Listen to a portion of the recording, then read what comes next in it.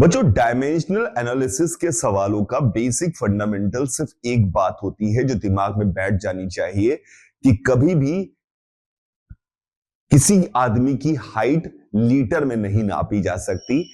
और एक बात पक्की है कि 6 लीटर पानी और 4 मीटर रोड आपस में बराबर नहीं हो सकते। क्या कहना चाहता हूं, मतलब कि जो तरह की फिजिकल क्वांटिटी है उसका यूनिट उसी तरह की फिजिकल क्वांटिटी में आएगा। सिंपल सा फंडामेंटल है। अब जब भी ये सवाल जे एडवांस में आते हैं तो हमें जे एडवांस में आए हुए सवालों में जो भी रिलेशन निकालना होता है फिजिकल क्वांटिटीज में, उनका पता होना पहले जरूरी होता है, नहीं तो आप कभी रिलेशन नहीं निकाल सकते।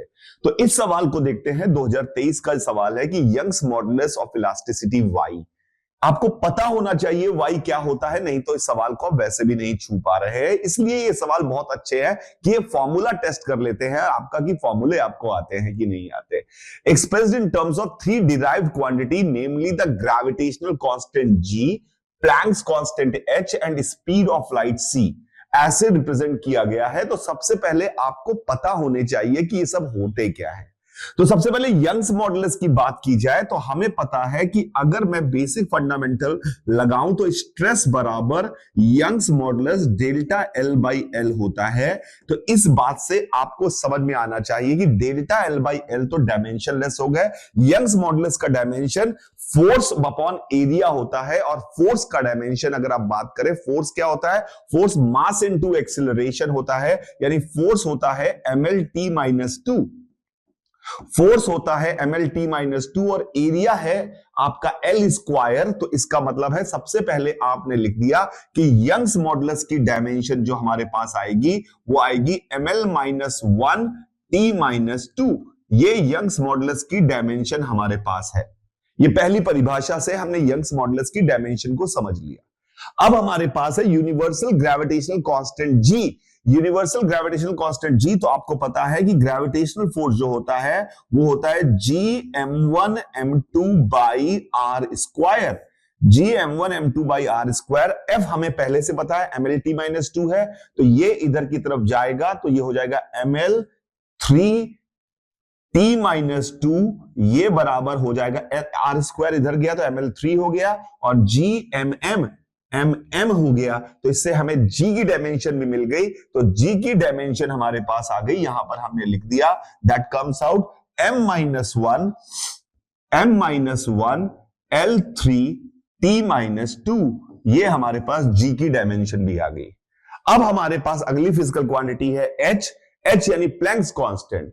प्लैंक्स कांस्टेंट में अगर हमें पता है तो एनर्जी हमें पता होती है कि एनर्जी की वैल्यू जो होती है वो h न्यू होती है।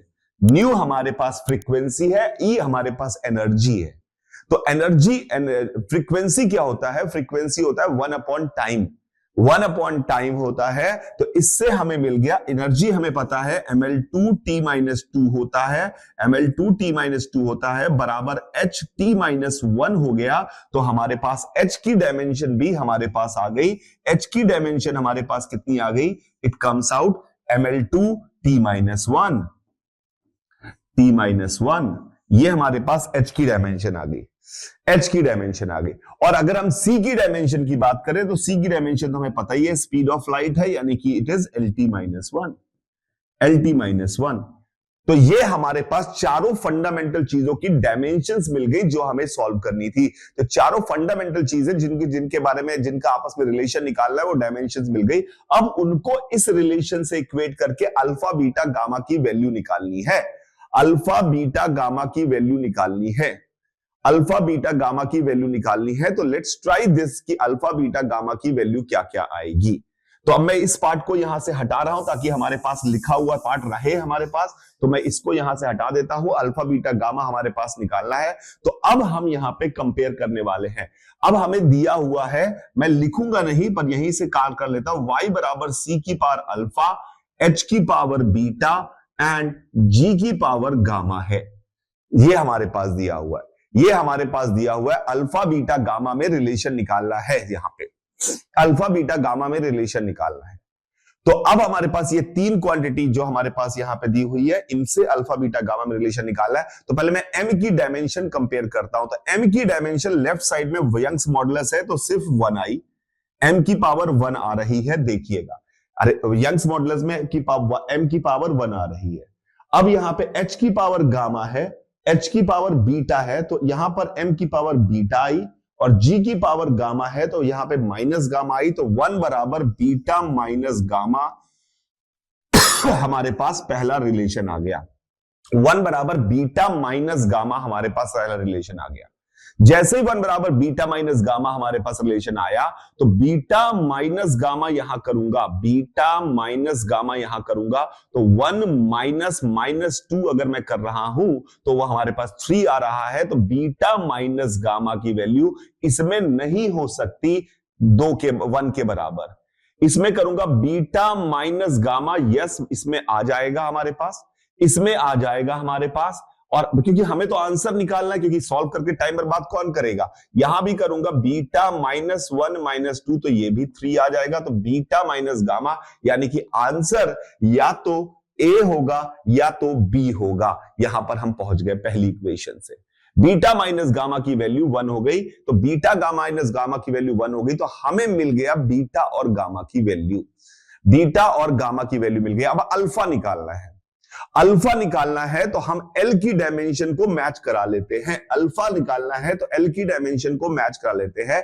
तो लेफ्ट साइड में अल्फा डायमेंशन एल की आई वाई दिया हुआ है, तो वाई -1 -1, और इधर देखते जी की पावर गामा है, तो वो आई -2 गामा, -2 गामा, और एच की डायमेंशन, एल की डायमेंशन हम कर रहे हैं, एल की डायमेंशन किसकी डायमेंशन हम कर रहे थे, रुकिए हमने एल की कर रहे थे, सॉरी। तो -1 आई लेफ्ट साइड में, इधर की तरफ जी की पावर कितनी है गामा, तो 3 गामा,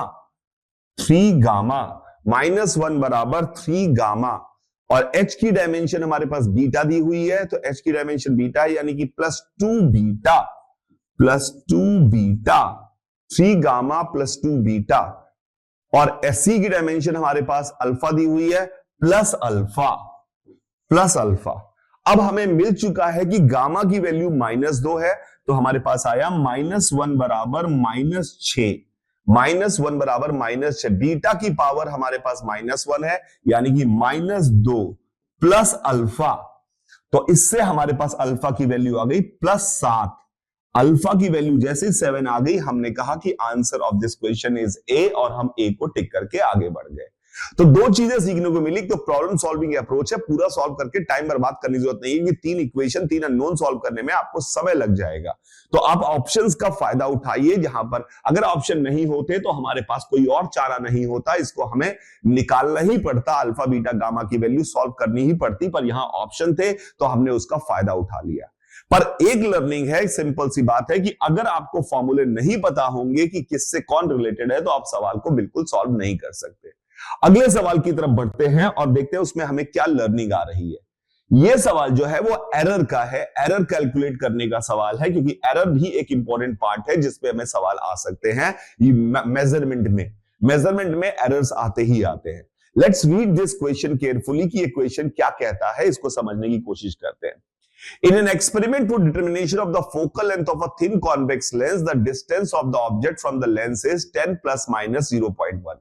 जब ये लेंथ ऐसे दी हुई है, इसका क्या मतलब है कि 10 उसकी रीडिंग है और उसका लीस्ट काउंट 0.1 सेंटीमीटर है, तो मैं एम्बिग्यूटी मेंटेन है 0.1 की। आई एम नॉट सेइंग कि 0.1 की एरर है, हम कह रहे हैं कि मैक्सिमम एरर 0.1 की हो सकती है, इधर ऑन पॉजिटिव साइड और negative side. That is the meaning of least count error.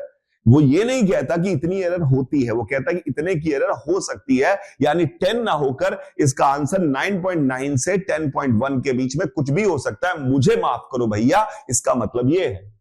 और रियल इमेज की डिस्टेंस जो आ रही है वो 20 प्लस माइनस 0.2 आ रही है। The error of determination of focal length of lens is n%, तो वैल्यू ऑफ n निकालनी है। तो लेंस के लिए हमारे पास फॉर्मूला है 1/v minus 1/u is equal to 1/f। ये हमारे पास फॉर्मूला है। तो सबसे पहले मैं u की वैल्यू और v की वैल्यू डालकर, यहां पे रियल इमेज बन रही है तो ऑब्वियसली v पॉजिटिव होगा, तो ये हो गया 1/20 minus 1/-10 is equal to 1/f। 1/f, तो ये हमारे पास आ गया 1/20 प्लस 2/20 यानी 3/20 यानी f की वैल्यू हमारे पास आ गई 20/3। f की वैल्यू आ गई 20/3। f की वैल्यू 20/3 आ गई, ये हमारे पास आ गया। अब वो पूछ रहा है कि error in determination of focal length of lens कितना है, ये निकालना है। तो जब भी एरर निकालने के सवाल आते हैं हम ये मान के चलते हैं कि एरर बहुत स्मॉल है in comparison with measured value, तो स्मॉल एलिमेंट को कैलकुलेट करने के लिए we can use the formula of calculus इस्तेमाल कर सकते हैं। तो हमने क्या किया, इस इक्वेशन को 1/v - 1/u = 1/f को डिफरेंशिएट किया, और डिफरेंशिएट करके याद रखनी है कि एरर हमेशा ऐड होती है। तो हमारे पास ये आ गया dv/v square plus du/u square, du/u square is equal to df/f square, f square. आपको कई समय लग सकता है कि सर आपने एक साइन छोड़ दिया, साइन मैंने नहीं छोड़ा है, मैंने हमेशा कहा एरर हमेशा ऐड होती है। एक की एरर और दूसरे की एरर मिलकर जीरो एरर नहीं बनाएगी, एरर हमेशा ऐड होती है, बिकॉज एम्बिग्यूटी है ये एरर, एम्बिग्यूटी है, रियल एरर नहीं है कि पॉजिटिव नेगेटिव कैंसिल हो रही है, ये एम्बिग्यूटी है, एम्बिग्यूटी हमेशा ऐड होगी, एम्बिग्यूटी कभी कैंसिल नहीं होती। ये जो लीस्ट काउंट एरर होती है एम्बिग्यूटी है, डीवी। तो अब हम यहां पे लिख सकते हैं it comes out 0.1/100 plus 0.2 point उसमें 2 सेंटीमीटर की एरर है, तो 0.2/400 is equal to df/f into f is 20/3 यानी 3/20। आपने कहा सर df/f क्यों, क्योंकि हमें परसेंटेज एरर निकालनी है, तो परसेंटेज एरर निकालने के लिए df/f इंटू 100 करना है, df/f इंटू 100 करना है। तो अब हमारे पास इसकी वैल्यू हम सिंप्लीफाई कर सकते हैं, तो ये हो गया 1/1000, वो हो गया 1/2000, तो 1/1000 plus 1/2000 it become 1/1000, it become 1/2000, तो ये 2/2000 और ये 1/2000 यानी 3/2000, 3/2000, तो 3/2000 और वो हो गया 3/20, तो df/f की वैल्यू हमारे पास शायद कैलकुलेट अगर आप सही कर पाए तो इट कम्स आउट 1/100, तो 100 df/f की वैल्यू हमारे पास आ गई 1%। तो this is the answer of this question कि हमारे पास एरर जो आ रही है वो 1% की आ रही है। बड़ा सुंदर आंसर आया है, n comes out 1 in this particular question, but the learning of this is very much important because in this case you might have learned कि use calculus, no prejudice required, error हमेशा add होगी, इस बात का इस्तेमाल करना है, और हमने ये भी इस्तेमाल किया कि यहां पर सीधे ऐड कर सकते हैं चीजों को। I hope it is very clear to all of you. Let's now move to the next question and see what it comes with और हमें क्या सीखने को मिलता है, क्या सीखने को मिलता है। देखते हैं इस सवाल को। यह सवाल है area of cross section of a wire is measured using a screw gauge. I hope all of you know what screw gauge is. Screw gauge एक डिवाइस है जिससे हम मेजर करते हैं लेंथ को, मेजर करते हैं किसी लेंथ को, और स्क्रू गॉज को माइक्रोमीटर भी कहा जाता है, क्योंकि इस पे हम, क्योंकि देखिए नॉर्मल स्केल से आप जो मेजर कर रहे थे वो 1 mm से छोटा मेजर नहीं कर पा रहे थे, तो हमें अगर 1 mm से छोटा मेजर करना था, 0.1 mm मेजर करना था, तो 0.1 mm मेजर करने के लिए हमने वर्नियर कैलिपर्स बनाया। 0.1 mm से भी अगर छोटा मेजर करना था तो उसके लिए हमने स्क्रू गॉज बनाया। स्क्रू गॉज वो चीज है जो मेजर कर सकती है फिजिकल क्वांटिटीज को। अभी मैं उसकी वर्किंग भी देख लूंगा साथ में कि स्क्रू गॉज उन क्वांटिटीज को मेजर कर सकती है जिनकी लंबाइयां बहुत छोटी होती हैं। ये फंडामेंटली स्क्रू गॉज की अगर बात की जाए, स्क्रू गॉज की बात की जाए तो it is based on the principle of pitch. उसमें आप एक सिंपल सी बात को समझिए, मोटा मोटा समझिए कि एक आपके पास यहां पेपर है और यहां से यहां तक आपके पास एक स्क्रू लगा हुआ है, एक स्क्रू है आपके पास, ये यहां से यहां तक एक स्क्रू है। इस स्क्रू पर आपके डेफिनेटली यहां पर हेलिकल ग्रूव्स हैं, हेलिकल ग्रूव्स हैं। इंडिया है तो राइट हैंड वाला फंडा चलता है, यानी कि राइट हैंड से आपके फंडे से, यानी कि अगर आप स्क्रू को ऐसे घुमाओगे तो वो टाइट होगा और ऐसे खोलोगे तो ऐसे उल्टा खोलोगे, राइट हैंड से आप देखिए अंगूठा जिधर की तरफ जा रहा है, अंगूठा अगर आप ऐसे जा रहे हैं तो ऐसे घूम रहे हैं तो अंगूठा इधर जा रहा है तो स्क्रू इधर भागेगा। इंडिया में राइट हैंड हेलिकल ग्रूव चलते हैं। और अगर आप इधर की तरफ आ रहे हैं, इधर की तरफ जा रहे हैं तो यू, और अगर आप उल्टा चल रहे हैं, यू चल रहे हैं, तो आपका हाथ पीछे जाएगा। तो किधर स्क्रू आपको समझ में आ जाएगा कि ऐसे घुमाना है या ऐसे घुमाना है, ऐसे घुमाना है या ऐसे घुमाना है, क्योंकि अंगूठे की दिशा में ही आपका मूव करता है स्क्रू राइट हैंड का। चलिए, अब ये पूरी तरह से बंद है। इसका एक पिच है, पिच हमने डिफाइन करते हैं कि एक चक्कर लगाने में वो कितना आगे या पीछे जाता है। तो आपको पिच वर्ड का मतलब पता है, पिच वर्ड का मतलब पता है कि एक चक्कर लगाने में वो कितना आगे या पीछे जाता है। तो अगर मुझे यहां पे कुछ फंसाना है, जैसे पेन फंसाना है, तो मुझे जगह बनानी पड़ेगी, तो इसको खोलना पड़ेगा। हम सिर्फ इतना मेजर करते हैं कि ये कितना खुल गया, जितना खुल गया उतनी ही इसकी मोटाई होगी। तो अगर मान लो ये 4 पूरे चक्कर लगा लिए, 4 पूरे चक्कर इसने लगा लिए हैं और एक चक्कर का 10वां हिस्सा और घूम गया है। अब एक चक्कर का 10वां हिस्सा घूमा है कि ये कैसे पता लगाएंगे कि सर कैसे नापूं एक चक्कर का 10वां हिस्सा है? तो उसके लिए हम यहां पर नंबर लिख देते हैं 0 1 2 3 4 5 अप टू 100 लिख दिए, और हमें दिखा कि 0 से 0 जब आता है 100 घूम के तो एक चक्कर होता है। अगर ऊपर 10 नंबर आ गया है, 0 से 0 था, खोल रहे हैं हम इसको पीछे की तरफ, खोल रहे हैं इसको, ऐसे तो नहीं कर रहे, खोल रहे हैं, तो 0 से अगर हमारे पास 10 लिख गया, इसका मतलब है 10 आ गया। इस स्केल को सर्कुलर स्केल कहते हैं, और एक मेन स्केल बताती है कितने पूरे चक्कर लगाए। तो अगर इसने 4 चक्कर पूरे लगाए हैं और प्लस 1/10 चक्कर और लगाया है, 1/10 कैसे पता लगाया? 10 नंबर ऊपर दिख गया, मतलब 10/100 चक्कर लगाए हैं, यानी 1/10 लगाया है। तो इसका मतलब है 4 + 1/10 इंटू पिच इज द मोटाई ऑफ दिस स्क्रू। इस पेन की मोटाई हमें मिल जाती है। इस तरह से स्क्रू गॉज काम करता है। Let's see this question. यहां पे area of cross section of a wire is measured using a screw gauge. The pitch of the main scale is 0.5 mm, यानी एक चक्कर चलने में 0.5 mm आगे बढ़ता है। The circular scale has 100 division for one full rotation of the circular scale, यानी पूरा चक्कर लगाने में 100 नंबर दिखेंगे, खट खट खट खट घूमते हुए 100 नंबर दिखेंगे। Shifts by 2 division. The main scale, circular scales 100 division for one full rotation of the circular scale. The main scale shift by 2 division. यहां पे थोड़ा सा कहानी है। Main scale pitch of the main scale is 0.5 mm. Main scale shift by 2 division, यानी कि 50 में ही पूरा चक्कर हो जाता है, क्योंकि वो बोल रहा है कि 100 पूरे घुमाओगे तो 2 आगे बढ़ रहा है, यानी कि 50 में ही पूरा हो जाता है। 50 में ही पूरा चक्कर कंप्लीट हो जाता है, अगले 50 में फिर से दूसरा चक्कर हो जाता है। ये हमें बहुत इंटरेस्टिंग बात थी, क्योंकि हमें फील आता है कि मतलब क्या है, तो हमारे लिए बहुत आसान है। वो कह रहा है कि पूरा 0 से 100 आता है तो मेन स्केल में 2 चक्कर हो जाते हैं। तो इसका मतलब है कि यहां पर full rotation of the circular scale, the main scale shifts by 2 division. ठीक है, ये भी समझ में आ गया। The measured reading are listed below. Measured readings are listed with 2 arms of gauge touching 0 division 4 division, यानी कि दोनों जो पूरी तरह से बंद हैं, दोनों पूरी तरफ से बंद हैं, तो यहां पे 4 डिवीजन दिखा रहा है। दोनों पूरी तरह से बंद हैं तो 4 डिवीजन दिखा रहा है। इसका मतलब है स्क्रू गॉज थोड़ा सा खराब हो चुका है, क्योंकि पूरा बंद होने पे तो 0 डिवीजन दिखाना चाहिए, सामने ऊपर 0 आना चाहिए था, पर 4 दिखा रहा है। मैंने कहा अच्छा भाई 4 से खेल स्टार्ट करेंगे। Each other without measurement के 2 arms each other without wire, 2 major 4 division यहां पे दिखा रहा है, और यहां पर without wire attempt 2 with wire 4 division 16 division. What are the diameter and cross section area of the wire measured using the screw gauge. चलिए इसका डायमीटर और वायर हम निकालने की कोशिश करते हैं कि क्या है। तो वो बोल रहा है कि 4 डिवीजन दिखा रहा है, each other without wire attempt 2 with wire, 4 division हमारे पास है।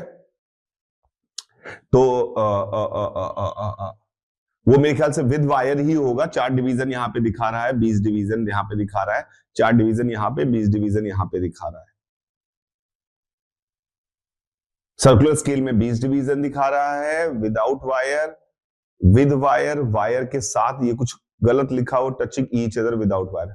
ये पहली बार में ही होगा, 2 arms of gauge touching each other without wire, without wire. Attempt 1 wire है, अटेम्प्ट 2 वायर है, शायद ऐसा हुआ होगा। तो हम देख लेते हैं, समझ गए हम आइडिया, क्योंकि ये दोनों तो रीडिंग सेम है, तो यहीं पर होगा।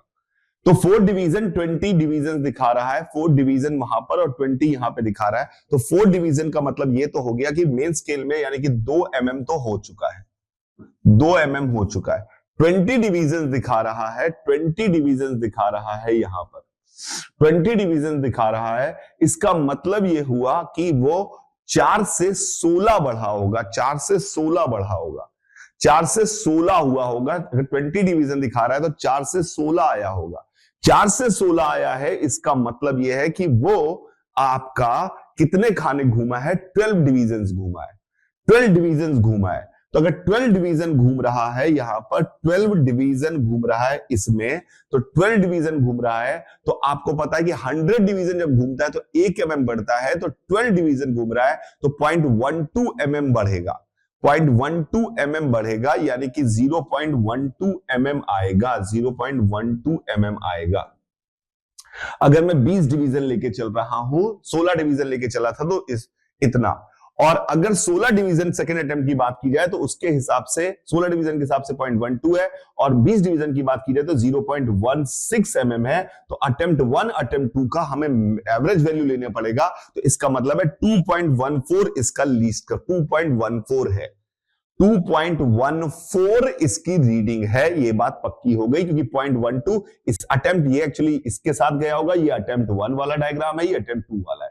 तो 0.12 और 0.16 है, तो 2.14 तो आंसर आ गया हमारे पास, ये क्लियर है। तो या तो आंसर सी होगा या डी होगा, तो ए बी तो कैंसिल हो गए, ए बी तो कैंसिल हो गए, सी या डी होगा। अब बात है लीस्ट काउंट। तो आप सबसे पतला क्या कर सकते हैं कि सर्कुलर स्केल पे एक खाना ही घूम जाए, एक खाना ही घूम जाए। तो सर्कुलर स्केल पे अगर एक खाना घूम जाए तो हमें पता है कि 100 खाने 1 mm के बराबर है, तो एक खाना 1/100 mm के बराबर होगा, यानी 0.01 mm इसका लीस्ट काउंट है, 0.01 mm इसका लीस्ट काउंट है। तो इसका मतलब है answer of this question will be D, answer of this question will be D, 2.14 plus minus 0.01 mm is the answer.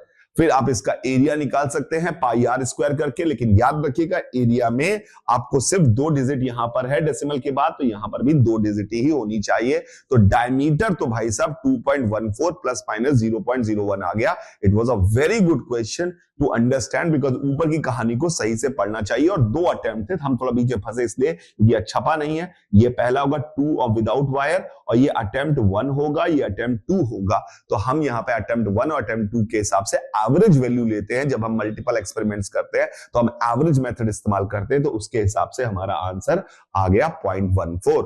I hope आपको समझ आया होगा। इस वाले में कितने 16 खाने एक्स्ट्रा घूमा है, यानी कि 0.16 mm, इसमें 12 खाने घूमा है एक्स्ट्रा, यानी 0.12 mm। तो इसका मतलब 2 से 0.16, 2.16 पहली रीडिंग है, 2.12 दूसरी रीडिंग है, तो हमने एवरेज रीडिंग मान ली 2.14।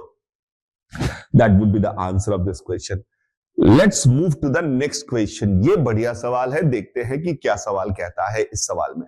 ये फंडामेंटली आपको इसने क्या कहा, इसने एक्चुअली कई जगहों पर ऐसा इस्तेमाल होता है कि सबको सेम तरह की डायमेंशन, सिर्फ ऊपर की पावर से अलग करते हैं, यूनिट सेम लेते हैं। तो इन्होंने कहा sometimes it is convenient to construct a system of unit so that all quantities can be expressed in terms of only one physical quantity. In one such system dimension of different quantities are given in terms of x.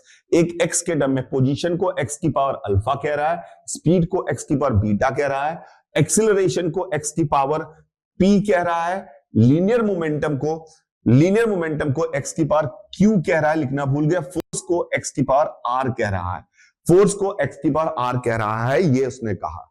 अब उसने बोला कि इनमें आपस में relation निकाल के दिखाइए, इनमें आपस में रिलेशन। तो आपको अगर आप आपको रिलेशन निकालना है, आपको पावर्स में रिलेशन निकालना है, तो आपको क्वांटिटीज में रिलेशन पता होना चाहिए।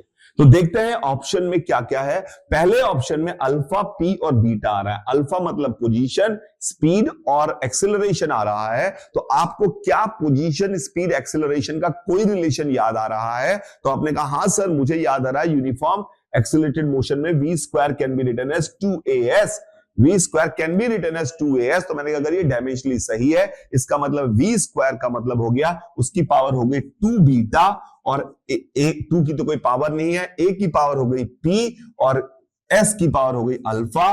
तो आपने कहा 2 beta is equal to p plus alpha. Correct statement है, तो आपने करेक्ट कर दिया आपने करेक्ट कर दिया। अब अगला क्या कह रहा है, अगला PQR और बीटा में रिलेशन दिखा रहा है। तो PQR और बीटा में रिलेशन दिखा रहा है, तो आपने कहा मोमेंटम और फोर्स और स्पीड और एक्सेलरेशन। तो आपने कहा कि मोमेंटम डिवाइड बाई स्पीड जो होती है वही फोर्स डिवाइड बाई एक्सेलरेशन होता है। मोमेंटम डिवाइड बाई स्पीड जो होती है वही फोर्स डिवाइड बाई एक्सेलरेशन होता है। तो मोमेंटम यानी Q हो गया और स्पीड हो गया बीटा, तो यानी Q माइनस बीटा ये आपके पास आया। फोर्स हो गया आपके पास R और एक्सेलरेशन हो गया P, तो that is equal to R minus P। आपके पास रिलेशन आ गया। तो आपके पास जैसे ही रिलेशन आया तो आपने बीटा को इधर लाया, क्योंकि सब जगह बीटा लिखा है, तो आपके पास बन गया बीटा इज इक्वल टू, बाकी सबको इधर ले आए, यानी P plus Q minus R। Beta is equal to P plus Q minus R आ गया, यानी B भी करेक्ट आंसर हो गया। तो इस सवाल का आंसर A और B हो गए। बहुत इजीली आपने निकाल दिया। पर इंपॉर्टेंट बात यह थी कि आप फंस जाते इस सवाल में अगर आप में क्लैरिटी ऑफ थॉट नहीं होती, आप में ईज ऑफ थॉट नहीं होती। आप सोचते क्या करूं मैं, सब कुछ कचरा पचरा लिखने की कोशिश करूं सब में, तो लेकिन आपने यहां पे बहुत तेजी से काम कर पाए। अगर आपको रिलेशन इमीडिएटली क्लिक करता है, वो तभी करेगा जब आपके दिमाग में बैठे होंगे। बहुत मुश्किल रिलेशन नहीं थे, बहुत आसान रिलेशन थे, पर ये क्लिक करने बहुत जरूरी थे। Moving to the next question, let's see what this question comes with.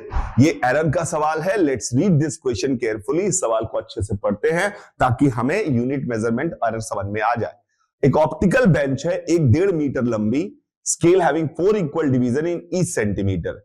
4 equal division in each centimetre, इसका मतलब है कि ये 0.25 सेंटीमीटर जो है ये इस स्केल का लीस्ट काउंट है। लीस्ट काउंट इस स्केल का 0.25 सेंटीमीटर है। 0.25 सेंटीमीटर है।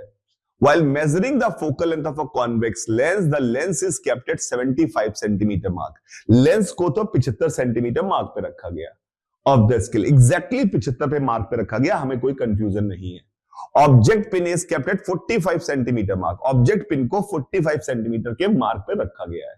The image of the object pin on the other side of the lens overlaps with the image pin that is kept at 135 centimeter mark.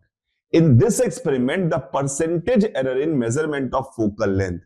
तो आपको यहां पर least count मिल गया है 0.25 centimetre. 0.25 centimetre.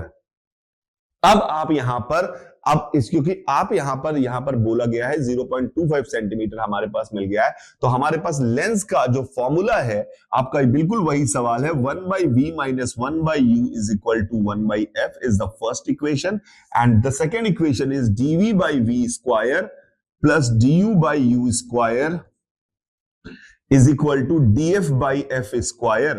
df by f square ये second equation है। और percentage error in the measurement of focal length अगर कोई पूछ रहा है, यानी कि वो हमसे पूछ रहा है 100 df by f। 100 df by f। इस पर्टिकुलर सवाल में अगर हम u की बात की जाए तो u की बात हमारे पास 75 और 45, यानी u की बात की जाए तो u की वैल्यू -30 है। u की वैल्यू -30 प्लस माइनस 0.25 सेंटीमीटर है। और v की वैल्यू अगर हम बात की जाए तो 135 का मार्क आ रहा है, यानी 25, 35, 60, वो हो गया +60 प्लस माइनस 0.25 सेंटीमीटर है। प्लस माइनस 2.25 सेंटीमीटर है। तो ये u और v की एरर है। ये u और v की एरर है। अगर u और v की वैल्यू आपको पता है, आई होप सबसे पहले आप 30 और 60 डालकर 60 और 30 डालकर आप यहां पर f निकाल लेंगे, तो वो 3/60 यानी f की वैल्यू तो मुझे लगता है कि 20 सेंटीमीटर साफ सुथरी आ जा रही है। f की वैल्यू 20 सेंटीमीटर आ जा रही है। f की वैल्यू 20 सेंटीमीटर आ रही है। तो आप यहां पर वैल्यूज dv की, dv की, du की, u की वैल्यू डालेंगे, you are going to get the answer. Not at all big deal, because a similar kind of question we have already solved, so there is nothing to do in this particular question. I hope you will get your answer. Now we'll move to the next thing. देखते हैं इस सवाल में क्या है। इसने कहा कि एक नया सिस्टम कंसीडर करना है वे mass and angular momentum are dimensionless. उसने कहा मास को और एंगुलर मोमेंटम को हमने डायमेंशनलेस कहा। मास और एंगुलर मोमेंटम हमारे डायमेंशनलेस आ रहे हैं। पता अजीब सी बात लग रही है, पर डरने की जरूरत नहीं है। Let's see what this question says. If length of the dimension of if length has dimension L, which of the following statement is are correct? उसने कहा मास और एंगुलर मोमेंटम को डायमेंशनलेस का। अब उसने कहा डायमेंशन ऑफ फोर्स बताइए, तो डायमेंशन ऑफ फोर्स की वैल्यू बताएंगे। तो डायमेंशन ऑफ फोर्स है क्या? फोर्स है क्या? फोर्स की डायमेंशन की अगर बात की जाए, फोर्स की डायमेंशन की बात की जाए, तो फोर्स की डायमेंशन जो हमारे पास है, देखते हैं यहां पे मास और एंगुलर मोमेंटम देखते हैं। पहले हम फंडामेंटली बात करते हैं। मास डायमेंशनलेस है, यानी कि मास की डायमेंशन 0 है, मास डायमेंशनलेस है। एंगुलर मोमेंटम डायमेंशनलेस है। एंगुलर मोमेंटम होता क्या है? एमवीआर। एमवीआर डायमेंशनलेस है। एमवीआर डायमेंशनलेस है तो एम तो डायमेंशनलेस है ही है, एम तो डायमेंशनलेस है ही है। तो आर की डायमेंशन जो है वो एल है, तो वी की डायमेंशन, अगर वी की डायमेंशन की बात की जाए, वी को भी लिख देता हूं, m r square by time, m r square by time. तो यानी एम की डायमेंशन, एम डायमेंशनलेस है, तो आर स्क्वायर की डायमेंशन और टी की डायमेंशन सेम होनी चाहिए। तो टी की डायमेंशन हमारे पास आ गई एल स्क्वायर, टी की डायमेंशन हमारे पास आ गई एल स्क्वायर। टी को एल स्क्वायर से रिप्रेजेंट करेंगे, टी को एल स्क्वायर से रिप्रेजेंट करेंगे, मास को डायमेंशनलेस और लेंथ को लेंथ है। तो हमारे तीनों फंडामेंटल चीजें मिल गई हैं। अब डायमेंशन ऑफ फोर्स बोल रहा है, हमें पता था फोर्स होता है MLT-2 हमारे पुराने वाले बचपन वाले तरीके में। अब m डायमेंशनलेस है और t की डायमेंशन जो है l स्क्वायर है, तो ये l की पावर -4 हो जाएगा। तो l इंटू एल की पावर -4 जैसे लिखा हमने, तो हमारे पास l की पावर -3 आ गया। तो डायमेंशन ऑफ फोर्सेस l की power -3 is correct answer, is correct answer. Dimension of energy की बात की जाए, तो डायमेंशन ऑफ एनर्जी अगर हम बात कर रहे हैं, तो डायमेंशन ऑफ एनर्जी कैसे निकालेंगे? एनर्जी क्या होता है? Force into distance. तो L की पावर -3 फोर्स हो गया, डिस्टेंस हमारे पास L की पावर 1 है, तो उन दोनों की पावर मिलाकर dimension of energy is correct. ये दोनों सही हो गए, ये दोनों सही हो गए। अब बोल रहा है dimension of linear momentum. Dimension of linear momentum क्या होगा? तो MLT-1 हमारे पास आता है लीनियर मोमेंटम। m तो डायमेंशनलेस हो गया, t की पावर होती है l स्क्वायर है, तो ये l की पावर -2 और l की पावर -1, यानी l की पावर -1 आ गया। तो यानी कि ये भी सही है, ये भी सही है। डायमेंशन LT-1 आ गया हमारे पास, LT-1 आ गया। अब आया डायमेंशन ऑफ पावर। पावर क्या होता है? पावर हमारे पास होता है energy divide by time, energy divide by L की पावर एल के -2 दिया हुआ है, मैंने सही किया था। ml एनर्जी का क्या किया था? एल की पावर -3 है, ठीक है। The dimension of power, dimension of power हम कैसे निकालेंगे? डायमेंशन ऑफ पावर हो गया एनर्जी पर यूनिट टाइम। तो एनर्जी पर यूनिट टाइम, तो एनर्जी की पावर हो गई एल की पावर -2 पर यूनिट टाइम। अगर हम यहां पर मल्टीप्लाई कर रहे हैं, पर टाइम का डिवाइड कर रहे हैं, तो एल की पावर -4 आना चाहिए, यानी बी गलत है। तो हमारे इस सवाल के आंसर ACD हो गए, बहुत आसानी से हमने पा लिए। तो पूरा का पूरा यूनिटेड मेजरमेंट आप इन एग्जांपल्स के थ्रू समझ कर ही कर सकते हैं, अगर आपने सही से समझा तो। Moving to the next question. Next question ये हम कर चुके हैं ऑलरेडी, 2020 का सवाल है, दोबारा यहां पे आ गया है, तो हम इसे कर चुके हैं। अब यहां पर ये सवाल जो है वो एरर का है। एरर के इस सवाल को देखने की कोशिश करते हैं कि क्या है। पर एरर और यूनिट डायमेंशन भले ही 11वीं क्लास का टॉपिक है, लेकिन उसमें आपको सब कुछ आ जाता है, क्योंकि आपको सारी फिजिकल क्वांटिटीज का कंपेयर बेसिक सिखाया गया है वहां पर हर जगह इस्तेमाल होता है। इसने बोला कि दो कैपेसिटर हैं with capacitance C1 and C2 are connected in series. The voltage applied across them is this much. Percentage error in the calculation of energy stored in the combination. तो सबसे पहले हम यहां पर एनर्जी स्टोर्ड का formula लिखते हैं। तो एनर्जी स्टोर्ड का फॉर्मूला होता है ½ C equivalent V square. U बराबर होता है half C equivalent V square. U की वैल्यू हमारे पास half C equivalent V square होती है, तो U का वैल्यू यानी कि अगर मैं यहां पे log लेके डिफरेंशिएट करूं तो हमारे पास आएगा du बाई U बराबर DC equivalent by C plus 2 dV by V। हमें निकालनी है percentage error in the calculation of energy stored, यानी 100 का मल्टीप्लाई करके 100 ये हमें निकालना है इंटू 100। तो ये हमारा आंसर हो गया। तो आंसर हो गया 100 DC equivalent upon C equivalent. अभी ये आता नहीं है। वोल्टेज क्या दिया हुआ है 0.02। तो वोल्टेज के लिए अगर हम यहां पे मल्टीप्लाई करें तो 2 इंटू 0.02 इंटू 100 डिवाइड बाई 5 तो ये हो गया 4/5 यानी कि 0.8। तो आंसर हमारे पास आ जाएगा, इतना क्लियर है कि 100 DC equivalent upon C equivalent plus 4/5 यानी कि 0.8 0.8। तो ये अब हमें ये निकालना है C इक्विवेलेंट। अब C इक्विवेलेंट कैसे निकालेंगे? सीरीज में लगे हुए हैं दो कैपेसिटर, तो हमें पता है कि 1/C equivalent is equal to 1/C1 plus 1/C2। 1/C equivalent is equal to 1/C1 plus 1/C2। तो वो 2000 और 3000 है, तो 1/C इक्विवेलेंट हमारे पास आ गया 1/2 प्लस 1/3 यानी कि 5/6। 1/2 प्लस 1/3 कितना हो गया हमारे पास? ये हो गया 5/6 यानी 6/5। 6/5 यानी 1/C इक्विवेलेंट हमारे पास आ गया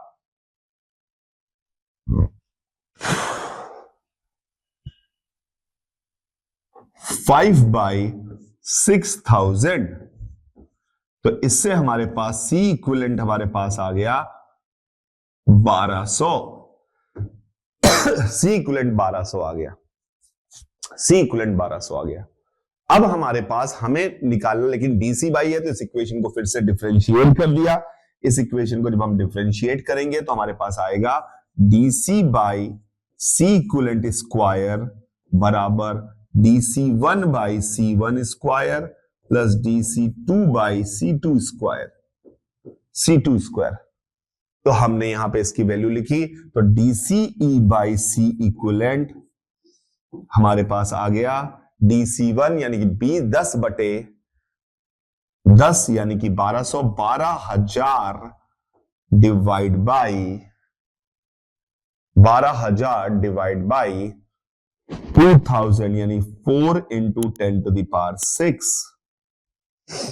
12000 डिवाइड बाई, और ये 15 है, 15 इंटू 12 ये हमारे पास आएगा 18000 plus 18000 divide by 9 into 10⁶। 9 into 10⁶। फिर हमें 100 DC चाहिए तो 100 का और मल्टीप्लाई कर दिया।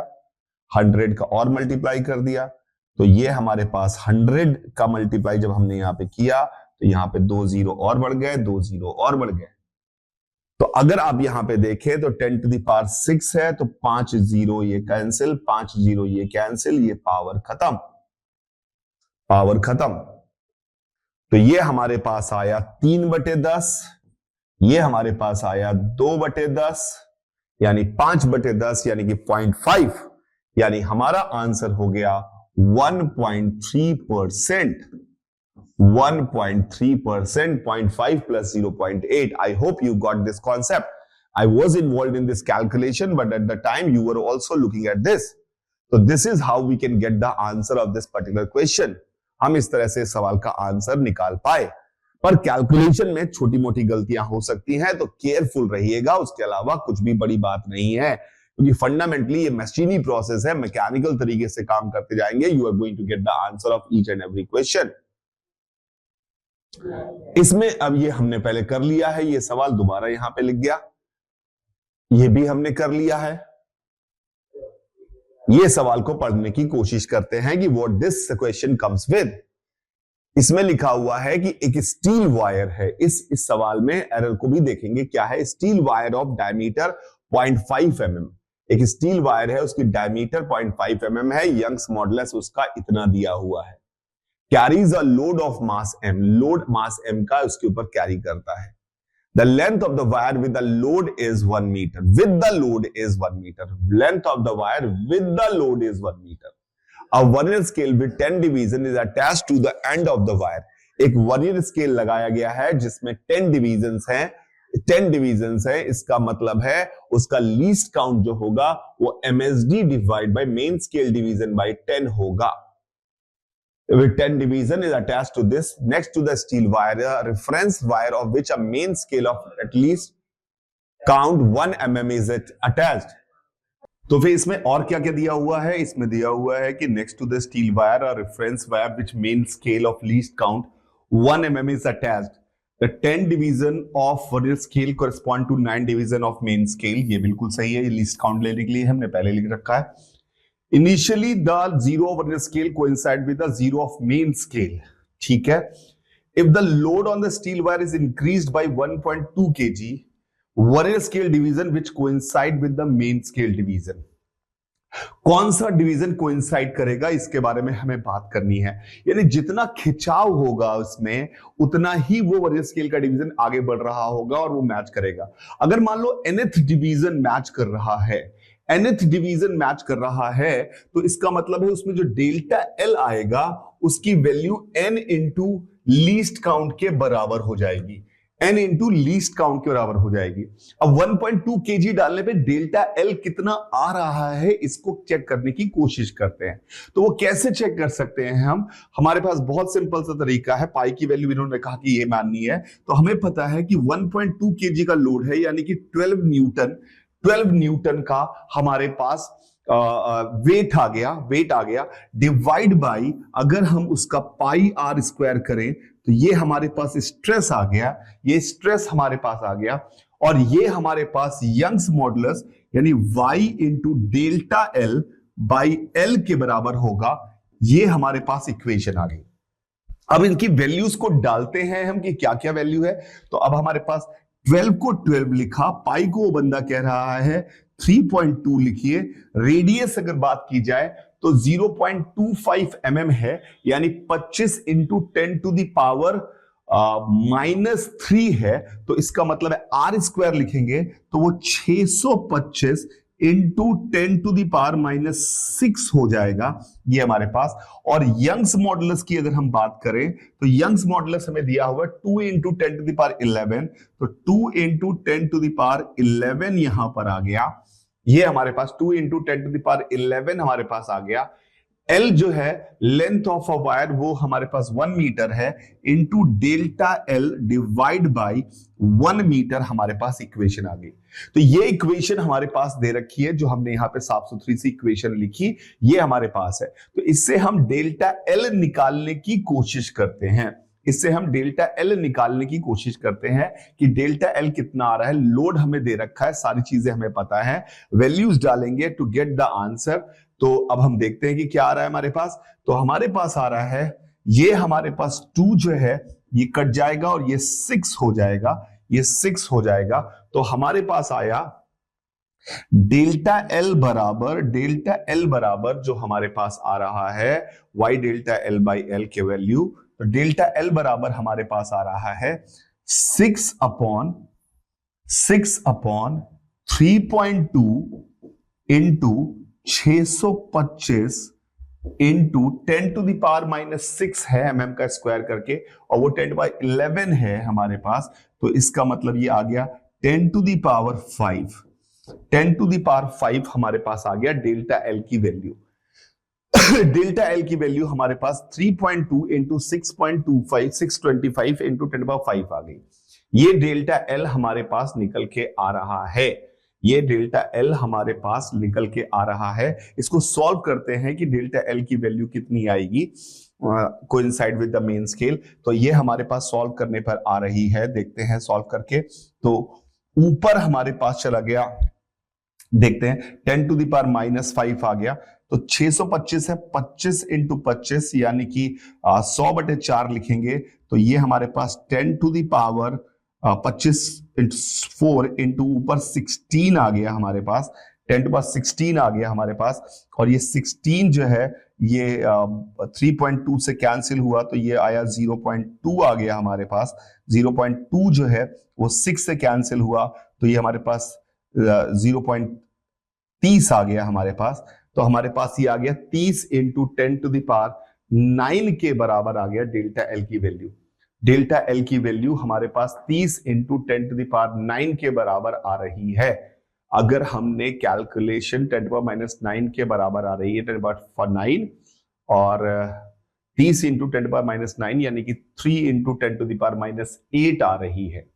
3 इंटू 10 टू द पावर -8 हमारे पास वैल्यू आ रही है। तो इसका मतलब कितना हुआ, ये हमने कोई कैलकुलेशन में कुछ गड़बड़ नहीं की है। डेल्टा एल सही लिखा हुआ है, एल सही लिखा हुआ है, यंग्स मॉडुलस ठीक दिया हुआ है, पाई आर स्क्वायर किया तो mm है, मीटर में गया तो 10 टू द पावर 6 हो गया, 0.25 mm है। अच्छा गलत किया मैंने, 0.25 mm था तो यानी कि 0.25 10 टू पावर -10 यानी कि 625 लिख रहा हूं, ये 10 टू पावर -10 होना चाहिए, 10 टू पावर -10 होना चाहिए। तो 10 10 होना चाहिए तो ये भी कैंसिल हो गया। तो हमारे पास 3 इंटू 10 टू पावर -4 बचा यानी कि 0.3 mm बचा। बहुत बढ़िया। तो डेल्टा एल की वैल्यू 0.3 mm बची। इसका मतलब है 0.1 mm लीस्ट काउंट है तो तीसरा डिवीजन मैच करना चाहिए, तीसरा डिवीजन मैच करना चाहिए। थोड़ा कैलकुलेशन थोड़ा सा देखना पड़ा, गलती हो गई थी। 0.25 को जल्दीबाजी में मैंने 25 mm कर लिया था, वो सब कुछ गड़बड़ हो गया था। तो 0.25 का मल्टीप्लाई जब करेंगे तो वो 10 पावर -5 बनेगा ना कि -6 बनेगा। थोड़ी गलती थी पर आई होप हमने गलती अपनी देख ली, क्योंकि आंसर में तो भाई इतनी पावर का डिफरेंस नहीं आना चाहिए था। पर मैं देखता, अगर मैं वहां गलती कर भी देता पेपर में तो मैं 3 लगा के आ जाता आंसर, क्योंकि मुझे पता था कि पावर में ही कुछ गड़बड़ हुई है। बाकी न्यूमेरिकल वैल्यूज तो 3 हमारी साफ सुथरी आ रही है। Moving to the next question, ये एक पैसेज है और इस पैसेज से पढ़कर हमें चीजों को समझना है। ये डायमेंशनल एनालिसिस का सवाल है। लेट्स रीड दिस क्वेश्चन कि क्या कहना चाह रहा है। In electromagnetic theory the electric and magnetic phenomena are related to each other, therefore dimensions of electric and magnetic quantity must also be related to each other. In the question below, E and B stand for dimension of electric and magnetic field, where epsilon naught and mu naught stands for dimensions of the permittivity and permeability of free space. L and T are dimensions of length and time. All the quantities are given in SI unit. The relation between E and B is. तो सबसे पहले आपको शायद आपको ये बात पता होनी चाहिए कि इलेक्ट्रोमैग्नेटिक वेव अगर आपने पढ़ा होता ये चैप्टर तो ये चीजें बहुत आसान हो जाती, क्योंकि हमें ये पता है कि इलेक्ट्रोमैग्नेटिक वेव में E/B की वैल्यू जो है वो C के बराबर होती है। E/B की वैल्यू C के बराबर होती है, स्पीड ऑफ लाइट के बराबर होती है। इसलिए सवाल बहुत आसान हो जाता, जिन्होंने इलेक्ट्रोमैग्नेटिक वेव पढ़ा होता उनके लिए सवाल बहुत आसान हो जाता कि इनको लगता कि इसका मतलब है E जो है वो C इंटू B के बराबर हमारे पास आ रहा है। इसका मतलब है कि E की डायमेंशन C यानी स्पीड ऑफ लाइट की डायमेंशन यानी स्पीड की डायमेंशन और मैग्नेटिक फील्ड की डायमेंशन का प्रोडक्ट होता है। तो इससे हमारे पास E में LT-1 का मल्टीप्लाई करना है, तो यानी C is the correct answer of this question. अगर आपने पूरा प्रॉपर करने की कोशिश करते तो भी काम चल जाता। कैसे? आपको पता है कि इलेक्ट्रोस्टैटिक फोर्स, अगर आपने भूल गए होते ये बात, QE होता है, फोर्स की डायमेंशन QE होती है, और मैग्नेटिक फोर्स QVB होता है। और आपने कहा कि फोर्स तो फोर्स ही है, उसकी डायमेंशन तो सेम रहेगी, तो डायमेंशनली ये और ये क्वांटिटी सेम चीज को रिप्रेजेंट कर रहे हैं, तो इन दोनों की डायमेंशन बराबर होनी चाहिए। उससे भी आप Q और Q को काटकर E बराबर VB कर सकते। अगर आपने E की पूरी डायमेंशन निकालते और B की पूरी डायमेंशन निकालते तो आप वहां पे हेल लॉट ऑफ टाइम बर्बाद करने वाले होते, जो कि बहुत गड़बड़ हो जाता।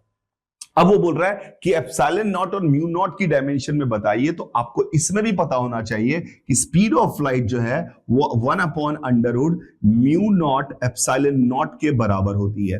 1/√μ नॉट एप्सिलॉन नॉट के बराबर होती है। ये बात आपको समझ में आनी चाहिए थी।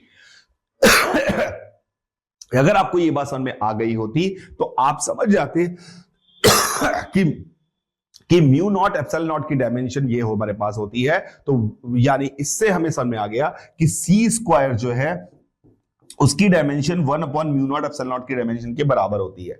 1 अपॉन म्यू नॉट एप्सिलॉन नॉट की डायमेंशन बराबर होती है, यानी म्यू नॉट एप्सिलॉन नॉट की डायमेंशन 1 अपॉन सी स्क्वायर यानी एल की पावर -2 और टी की पावर -2 होती है। तो म्यू नॉट एप्सिलॉन नॉट, तो म्यू नॉट एप्सिलॉन नॉट की पावर 1 एल की पावर -2 टी की पावर 2 होता, तो यानी D is the correct answer of this question. आप यहां पर बहुत आसानी से इस सवाल पे पहुंच जाते हैं। लेकिन इसके लिए आपने देखा कि इसके लिए मैं डायमेंशन निकालने की कोशिश नहीं कर रहा हूं, हमें कौन सा फॉर्मूला पता है वो बहुत फायदेमंद होता है जब हम सवाल करते हैं डायमेंशनल एनालिसिस की। अगर हमने जो टॉपिक है जिस पे बात की गई है उसी से रिलेटेड फॉर्मूले अगर हमें पता होते हैं तो हमारा जीवन बहुत आसान हो जाता है। अदरवाइज मैं म्यू नॉट पहले निकालता और फिर एप्सिलॉन नॉट पहले निकालता तो मेरा समय बहुत ज्यादा बर्बाद हो रहा होता पेपर में। मैं इस घटिया सवाल के ही चक्कर में 10 मिनट बर्बाद कर देता, तो कोई फायदा नहीं होता। हालांकि ये 65 का सवाल है तो 10 मिनट बनता है इस सवाल के लिए, लेकिन फिर भी अगर हम 2 मिनट में सवाल कर पाए तो हमारे लिए जीवन बहुत आसान हो गया और हमने आसानी से सवाल का आंसर निकाल लिया। Moving to the next question, ये भी एक पैसेज है, इस पैसेज को ढंग से पढ़ते हैं और समझते हैं कि क्या सवाल है। ये एरर का सवाल है, तो एरर कैसे की कैलकुलेट करती है पूरी कहानी यहां समझाई हुई है। लेट्स रीड दिस क्वेश्चन, इस सवाल को करने की कोशिश करते हैं। देखिए, if the measurement error in all the independent quantities are known then it is possible to determine the error in any dependent quantity. ये हमें पहले से पता है, ये थ्योरी इन्होंने जो दी है वो हमें पहले से पता है। This is done by use of series expansion and truncating the expansion of the first power of the error.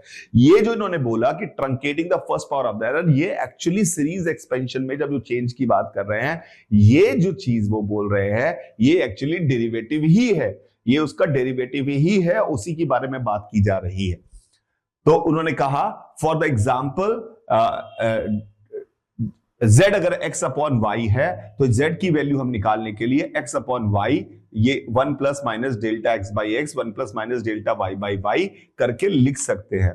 The series expansion to first power delta y by y small है तो उसको अंदर पावर ले सकती है, तो delta z आ गया हमारे पास, ये इतना जो इन्होंने कहा। ये जो इन्होंने यहां पर अपनी ज्ञान देकर आप निकाला है, अगर आप इनके ज्ञान के चक्कर में पड़ जाएंगे तो गड़बड़ हो जाएगी। पर आपको ये पता होना चाहिए अप्रोक्सीमेशन जो है उसमें जो बेस्टेस्ट पॉसिबल अप्रोक्सीमेशन लिया जाता है वो कैलकुलस में लिया जाता है। Calculus is based on approximation, तो अप्रोक्सीमेशन पर ही बेस्ड कैलकुलस है, तो उसके हिसाब से हमारी टर्म बिल्कुल सही है। The above derivation makes in the assumption that delta x by x is very very less than 1 and delta y by y is very very less than 1, therefore the higher power of these quantities are neglected। ये तब तो सही था। अब वो सवाल बोल रहा है consider a ratio r is equal to 1 minus a upon 1 plus a is to be determined by the measuring the dimensionless quantity a। यानी कि डायमेंशनलेस क्वांटिटी a मेजर करके हम रेशियो r निकालते हैं। तो बोल रहा है what is the error delta r in determining r, हमारे पास एरर कितनी होगी। तो हम इस सवाल को डिफरेंशिएट करके भी कर सकते थे, पर हम इस सवाल को करने की कोशिश कर रहे हैं यहां पर बाय दिस मेथड, ताकि हमें इस्तेमाल करना आ जाए जस्ट फॉर सेक ऑफ कि इनका ये मेथड क्या कह रहा है। तो अब हम यहां पर ध्यान से देखते हैं, तो अगर मैं r प्लस डेल्टा आर की वैल्यू लिखने की कोशिश करूं तो r प्लस डेल्टा आर की वैल्यू जो हमारे पास आएगी r प्लस डेल्टा आर की वैल्यू जो हमारे पास आएगी वो आएगी 1 minus A minus delta A, 1 minus A minus delta A upon 1 plus A minus delta A, 1 plus A plus delta ए, ये हमारे पास वैल्यू है। डेल्टा ए हमारी एरर है उसमें ए में, तो ये r प्लस डेल्टा आर की वैल्यू हमारे पास ये आएगी। अब r प्लस डेल्टा आर की वैल्यू हमारे पास ये आ रही है, तो इस एक्सपेंशन को इसमें हमने 1 माइनस ए कॉमन ले लिया, तो हमारे पास आ गया r plus delta r is equal to r, यहां पे r आ गया, ब्रैकेट में हमारे पास यहां पे नीचे आया 1 minus delta A upon 1 minus A upon 1 plus delta A upon 1 plus A, ये हमारे पास एक्सप्रेशन आ गया। अब हमारे पास ये एक्सप्रेशन जब ऊपर गया तो हमारे पास ये एक्सप्रेशन ऊपर जाएगा, तो 1 plus delta A by 1 plus A ऊपर चला गया, तो 1 plus delta A upon 1 plus A ऊपर चला गया, तो हमारे पास ये इक्वेशन आई R plus delta R upon R is equal to 1 minus delta A upon 1 minus A into 1 minus delta A upon 1 plus A, 1 minus delta A upon 1 plus A. ये हमारे पास एक्सप्रेशन ऊपर चला गया। ये एक्सप्रेशन जैसे ही ऊपर चला गया हमारे पास, तो हमारे पास जब इसका मल्टीप्लाई किया तो डेल्टा आर बाई आर की value, delta R by R की वैल्यू हमारे पास आ गई। डेल्टा आर निकालना है हमें, वैसे हम डेल्टा आर बाई आर निकालते हैं पहले, तो डेल्टा आर बाई आर की वैल्यू हमारे पास आ गई। डेल्टा ए ऊपर आया, दोनों जुड़ जाएंगे, तो 1 माइनस ए और 1 प्लस ए अगर हम जोड़ेंगे तो आ जाएगा हमारे पास डेल्टा आर बाई आर की value delta A common into 2 upon 1 minus A square, ये हमारे पास आ जाएगा delta R by R 1 minus A square. अब हमें आर की वैल्यू इसमें अगर हमने डाल दी, तो आर की वैल्यू हमारे पास डाल दी, तो हमारे पास डेल्टा आर आ गया 2 delta A upon 1 minus A square into 1 minus A upon 1 plus A, तो ये नीचे बन गया 1 प्लस ए का होल स्क्वायर, तो डेल्टा आर की वैल्यू बन गई 2 delta A upon 1 plus A का होल स्क्वायर, यानी B is the correct answer. B is the correct answer of this question. B is the correct answer of this question. B is the correct answer of this question. आपने कहा sir ठीक है, ये तो आपका आ गया, पर आप क्या बोल रहे थे कैलकुलस से इस सवाल को सॉल्व कर सकते हैं, उसके बारे में कुछ बताइए। मैंने कहा बहुत आसान बात है, तो उसके बारे में आपको बताइए। तो मैंने कहा बेटा हमारे पास लिखा हुआ था R is equal to 1 minus A upon 1 plus A, ये लिखा हुआ था। आर हमारे पास ये लिखा हुआ था, तो हमने लॉग ले लिया, तो हमारे पास आ गया ln r is equal to ln 1 minus A plus minus ln 1 plus A, तो हमारे पास आ गया dr by r is equal to da upon 1 minus A, da upon 1 minus A minus da upon 1 minus A, यानी minus da upon 1 plus A. तो dr by R की value हमारे पास यहां पर साफ सुथरी आ गई 2da, यहां पे 1 plus A 1 minus A add हुआ तो 2da, तो 2da मैग्नीट्यूड वाइज बात करूं अपॉन 1 माइनस ए स्क्वायर, और r की वैल्यू यहां डाल दी, तो dr हमारे पास सीधे सीधे आ गया 2da अपॉन 1 प्लस a का whole square. That is the answer. तो ये काफी ईज ऑफ कैलकुलेशन थी। इसमें एक डाउट आपका मान सकता है कि सर हमें सिखाया जाता है एरर हमेशा ऐड होती है, आपने इस माइनस साइन को नहीं हटाया, क्यों नहीं हटाया सर? आपने इस माइनस साइन को क्यों नहीं हटाया सर? क्या आप मुझे बता सकते हैं कि इस माइनस साइन को आपने क्यों नहीं हटा रहे हैं? इस माइनस साइन को क्यों नहीं हटा रहे हैं? The reason I am not removing this minus sign because ये दोनों फिजिकल क्वांटिटी डिपेंडेंट है। जब डिपेंडेंट क्वांटिटी दोनों जगह आती है तो आप साइन नहीं हटा सकते। अगर इंडिपेंडेंट आ रही होती तो आप दोनों जगह प्लस कर देते तो आंसर आ जाता। इसका सेकेंड पार्ट करते हैं कि क्या कह रहा है। इसके सेकेंड पार्ट में बोल रहा है कि एक एक्सपेरिमेंट में initial number of radio active nuclei 3000 थे। It is found that 1000 plus minus 40 nuclei decade in the first 1 second. पहले 1 सेकेंड में 1/3 न्यूक्लियाई डिसइंटीग्रेट हो गए। For mod x less than 1, ये हमें पता है कि ln 1 प्लस एक्स को x लिखा जा सकता है first power in x। The error delta lambda in determination of decay constant lambda हमें बताइए। एरर इन डिके कांस्टेंट लैम्डा हमें बताइए कि लैम्डा हमें निकालना है, तो लैम्डा में एरर हमें बताइए कितने की आएगी। लैम्डा में एरर बताई, it is found that plus decayed, तो हमें नंबर ऑफ डिकेड न्यूक्लियाई का फॉर्मूला हमारे पास होता है n बराबर n nought 1 minus E to the power minus lambda T. ये हमारे पास नंबर ऑफ डिकेड न्यूक्लियाई का फॉर्मूला होता है, n बराबर n nought 1 minus E to the power minus lambda T.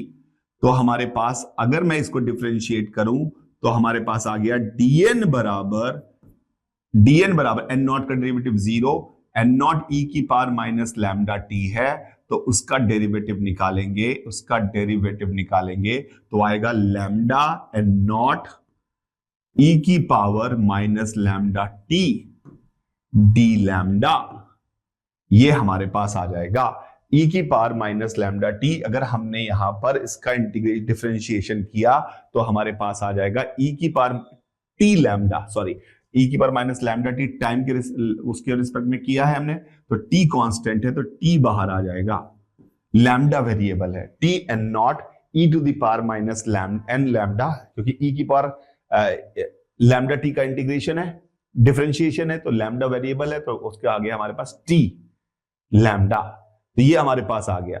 अब डीएन दिया है इस सवाल में, डीएन इस सवाल में दिया हुआ है 40, डीएन हमें 40 दिया हुआ है और एन नॉट हमें 3000 दिया हुआ है, तो 40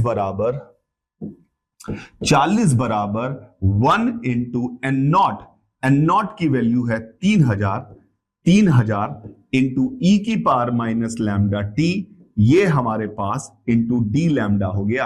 अगर 3000 ई की पावर माइनस लैम्डा टी की बात की जाए तो ये बचे हुए न्यूक्लियाई हुए जिनकी संख्या 2000 दी हुई है, तो 40 बराबर 2000 डी लैम्डा हमारे पास आंसर आया।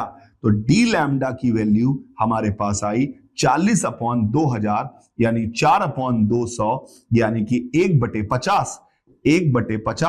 तो डी लैम्डा की वैल्यू का आंसर आया 1/50 और हमें निकालना क्या है, डी लैम्डा की वैल्यू निकालनी है, तो 1/50 कैन बी रिटन एज 0.02, तो सी इज द करेक्ट आंसर। तो कैलकुलस का इस्तेमाल करके हमने बहुत आसानी से यहां पे निकाल दिया, this is our answer. I hope you got this concept, आपको ये कॉन्सेप्ट समझ में आ गया होगा कि क्या किया है हमने।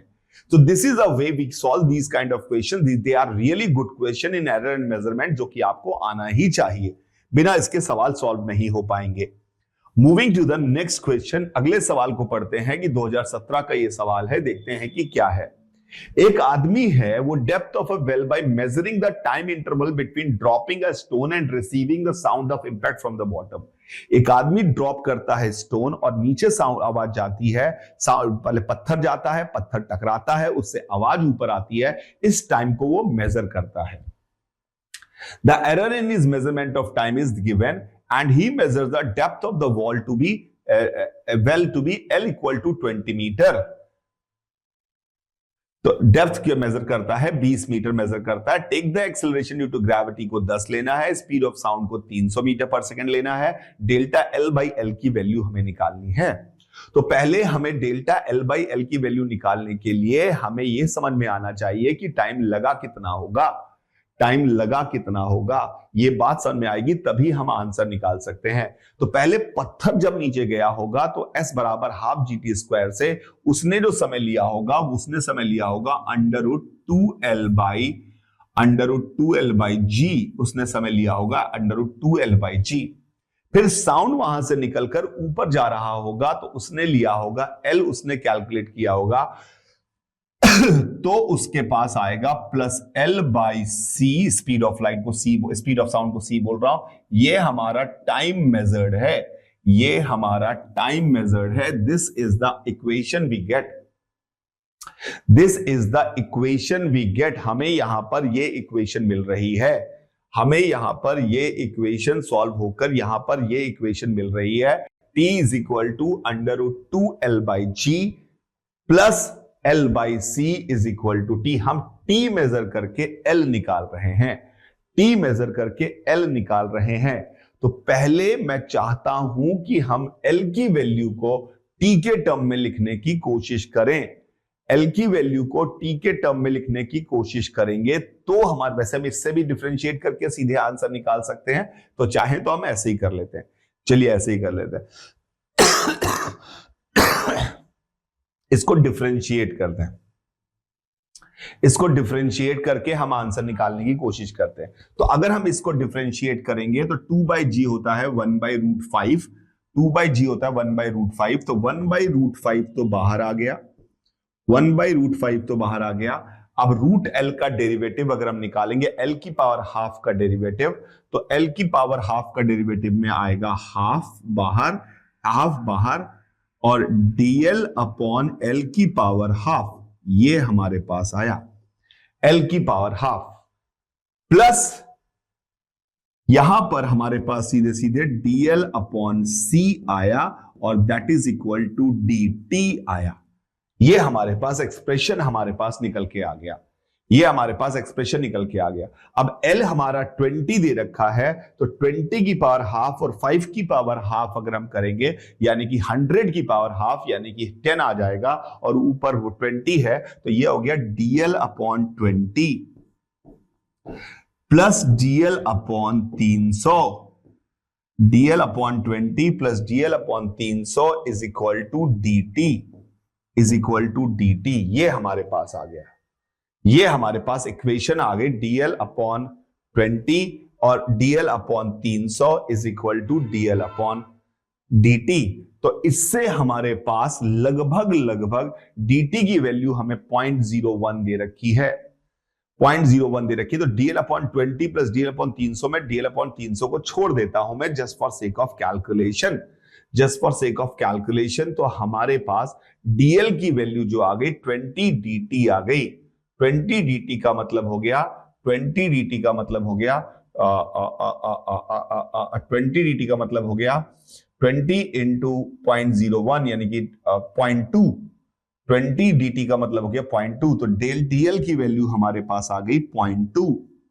अब हमें निकालना क्या है, परसेंटेज एरर, तो डिवाइड बाई एल यानी डिवाइड बाई 20 किया, इंटू 100 किया, तो इंटू 100 यहां भी कर दिया, तो हमारे पास आ गया 20/20 यानी 1% की एरर हमारा आंसर हो गया।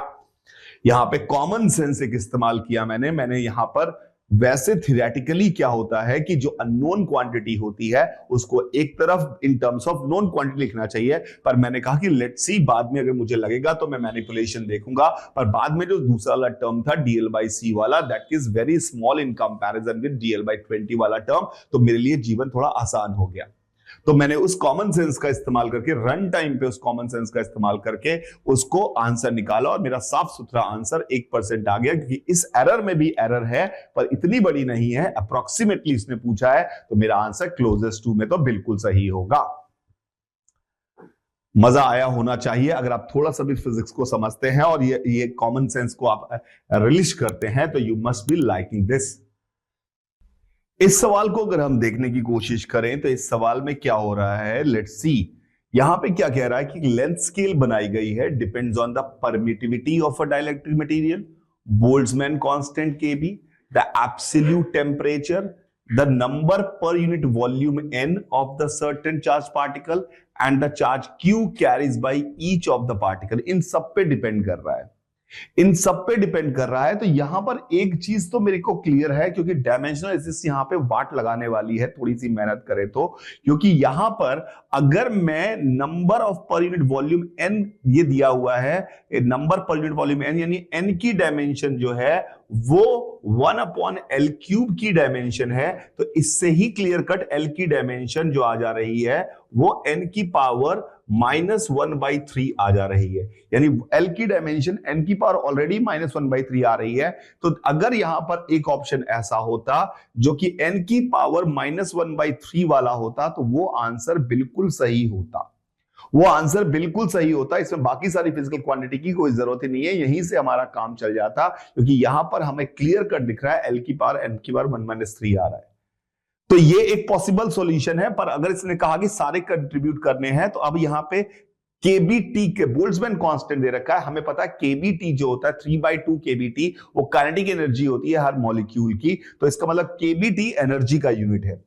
केबीटी अगर एनर्जी का यूनिट है, तो अगर मैं यहां पर एनर्जी का यूनिट लिखने की कोशिश करूं, एनर्जी का लिखने की यूनिट लिखने की कोशिश करूं, इन इलेक्ट्रोस्टैटिक्स हमें पता है कि एनर्जी का फॉर्मूला होता है 1/4 पाई क्यू स्क्वायर बाई एल का, यानी इससे भी अगर एल की डायमेंशन निकालूं तो एल की dimension Q square upon epsilon KBT की डायमेंशन से मैच कर रही है। एल की डायमेंशन ये भी आ रही है और एल की डायमेंशन ये भी आ रही है। अब ये दोनों ही पॉसिबल है एल की डायमेंशन का। अब हमें इन दोनों का कंबाइन करना है, तो मैंने क्या किया, मैंने दोनों का स्क्वायर कर दिया ताकि एन भी आ जाए। तो एल स्क्वायर जब मैंने किया तो एल स्क्वायर की वैल्यू हमारे पास डायमेंशन मैच करेगी Q square upon epsilon N की पावर 1/3 केबीटी की डायमेंशन से मैच करेगी। तो एल की डायमेंशन स्क्वायर करने का मन मेरा क्यों किया, क्योंकि मुझे यहां पे अंडर रूट दिखाई दे रहा था, इसलिए मैंने स्क्वायर करने का मन किया। तो एल की डायमेंशन जो है वो इस हिसाब से इसकी डायमेंशन से मैच कर जाएगी, इसकी डायमेंशन से मैच कर जाएगी। तो किस विच डायमेंशन इज आर करेक्ट है, आपके करेक्ट दिए हुए हैं। तो एक आंसर तो हमारा ये बिल्कुल सही हो गया, ये आंसर तो हमारा बिल्कुल सही हो गया, ये आंसर तो हमारा बिल्कुल सही हो गया, ये हमें समझ में आ गया। अब इसने कहा, लेकिन इसने इज आर लिखा हुआ है, तो हमें और भी चेक करने पड़ेंगे, और भी चेक करने पड़ेंगे। तो Q square upon epsilon KBT हमारे पास एल है, और यहां से अगर देखें हम यहां पे, तो एल क्यूब की डायमेंशन जो है, एल क्यूब की डायमेंशन एन की पावर -1 की डायमेंशन के है। एल क्यूब की डायमेंशन एन की पावर -1 के डायमेंशन के है। तो मेरे को अगर मैंने इससे इसका भाग दे दिया, इससे इसका भाग दे दिया, तो हमारे पास क्या बन जाएगा, इससे इसका भाग दे दिया तो हमारे पास बन जाएगा एल स्क्वायर की वैल्यू जो बन जाएगी वो बन जाएगी epsilon KBT upon N. Epsilon KBT अगर हमने भाग दे दिया तो epsilon KBT upon N Q square भी बन जाएगा, यानी बी भी इसका करेक्ट आंसर हो जाएगा, बी भी इसका करेक्ट आंसर हो जाएगा। तो वेरी ट्रिकी क्वेश्चन, यहां पर आपको एल की दो डायमेंशंस मिल रही थी और आपको उनके कॉम्बिनेशन से मैच कराना था। तो अगर ये सही है तो ये सही नहीं होगा, ये सही है, और अगर ये सही है तो ये सही नहीं होगा। तो इस तरह से ए और सी को मैंने दरकिनार कर दिया और हमारा आंसर बी और डी आ गया इस सवाल का। 2016 जे एडवांस का ये सवाल बहुत इंटरेस्टिंग सवाल है आपके लिए। अगर आपको एरर एंड मेजरमेंट को समझना है तो ये डायमेंशनल एनालिसिस का बहुत बढ़िया सवाल था। Moving to the next question, हम अगले सवाल को करने की कोशिश करते हैं। ये एरर कैलकुलेशन का सवाल है। मेजरमेंट का एक इंपॉर्टेंट पार्ट होता है एरर कैलकुलेशन, ये उसका सवाल है। इस सवाल को देखते हैं और इससे समझते हैं कि क्या थ्योरी हमें समझ में आ रही है। तो इस सवाल में क्या दिया हुआ है, इस सवाल में दिया हुआ है कि एक एक्सपेरिमेंट है जिसमें acceleration due to gravity determine करना है। Formula use for the time period of a periodic motion is, हमने ये फॉर्मूला को यूज किया, कहां से आया उसकी problem. The value of R and R R measured to be, capital R और स्मॉल आर को मेजर किया है 60 ± 1 और 10 ± 1, ठीक है, respectively. In the first successive measurements, the time period is found to be, पहली बार जब हमने 5 बार सक्सेसिव मेजरमेंट किए हैं, टाइम पीरियड हमारे पास 0.52, 0.56, 0.57, 0.54, 0.59 आया। 0.54, 0.52 ये हमारे पास टाइम पीरियड आया। The least count of the watch used to be measured is 0.01 second, ये भी दिया हुआ है। अब वो बोल रहा है कि एरर बताइए, एरर इन मेजरमेंट ऑफ सब डिफरेंट क्वांटिटीज में एरर बताइए। तो 5 successive measurement time period is found to be 0.52, 0.56, 0.57, ये हमारे पास एरर का फॉर्मूला आया, ये हमारे पास वैल्यू आई। लेट्स सी, हम पहले देखते हैं कि क्या है। तो t बराबर हमारे पास दिया हुआ है 2 pi under root 7r - r upon 5g। Error in measurement बताइए टाइम t। फिर g की वैल्यू को भी एरर निकालने की कोशिश करिएगा कि g में कितने की एरर आ रही है। तो पहले हमें यहां पर अलग अलग केस में हम यहां से जी निकालने की कोशिश करेंगे इसमें, क्योंकि टाइम पीरियड तो हम नाप रहे हैं, आर हम नाप रहे हैं, स्मॉल आर हम नाप रहे हैं, और उसके बाद जी में एरर निकाल रहे हैं। तो जी का फॉर्मूला हमने बनाया, तो जी का फॉर्मूला हमारे पास जो आया वो आया हमारे पास R minus R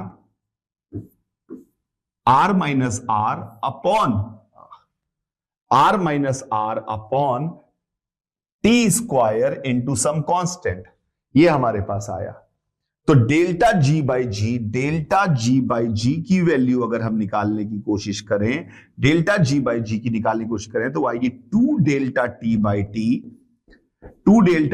T plus delta R minus R upon R minus R upon R minus R, ये हमारे पास आया।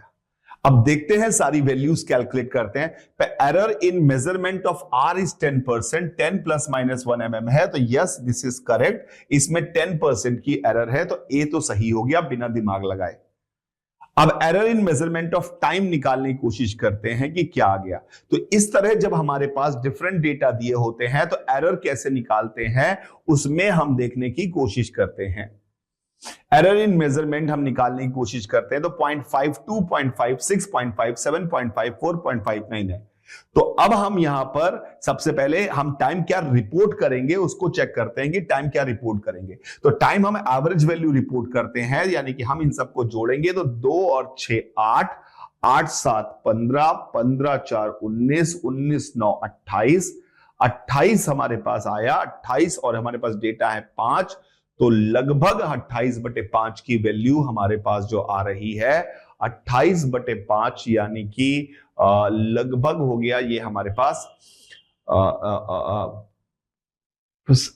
28/5 5.6 आ रहा है, यानी कि हमारा जो रीडिंग होगी वो 0.556 होनी चाहिए, पर इसको हम 0.556 को 0.56 लिख लेंगे, 0.56 लिख लेंगे। तो 0.56 आ गई हमारे पास। टाइम पीरियड की मेजर्ड वैल्यू 0.56 रिपोर्ट करेंगे, टाइम पीरियड की मेजर्ड वैल्यू 0.56 रिपोर्ट करेंगे हम यहां पर, टाइम पीरियड की मेजर्ड वैल्यू 0.56 मेजर रिपोर्ट करेंगे।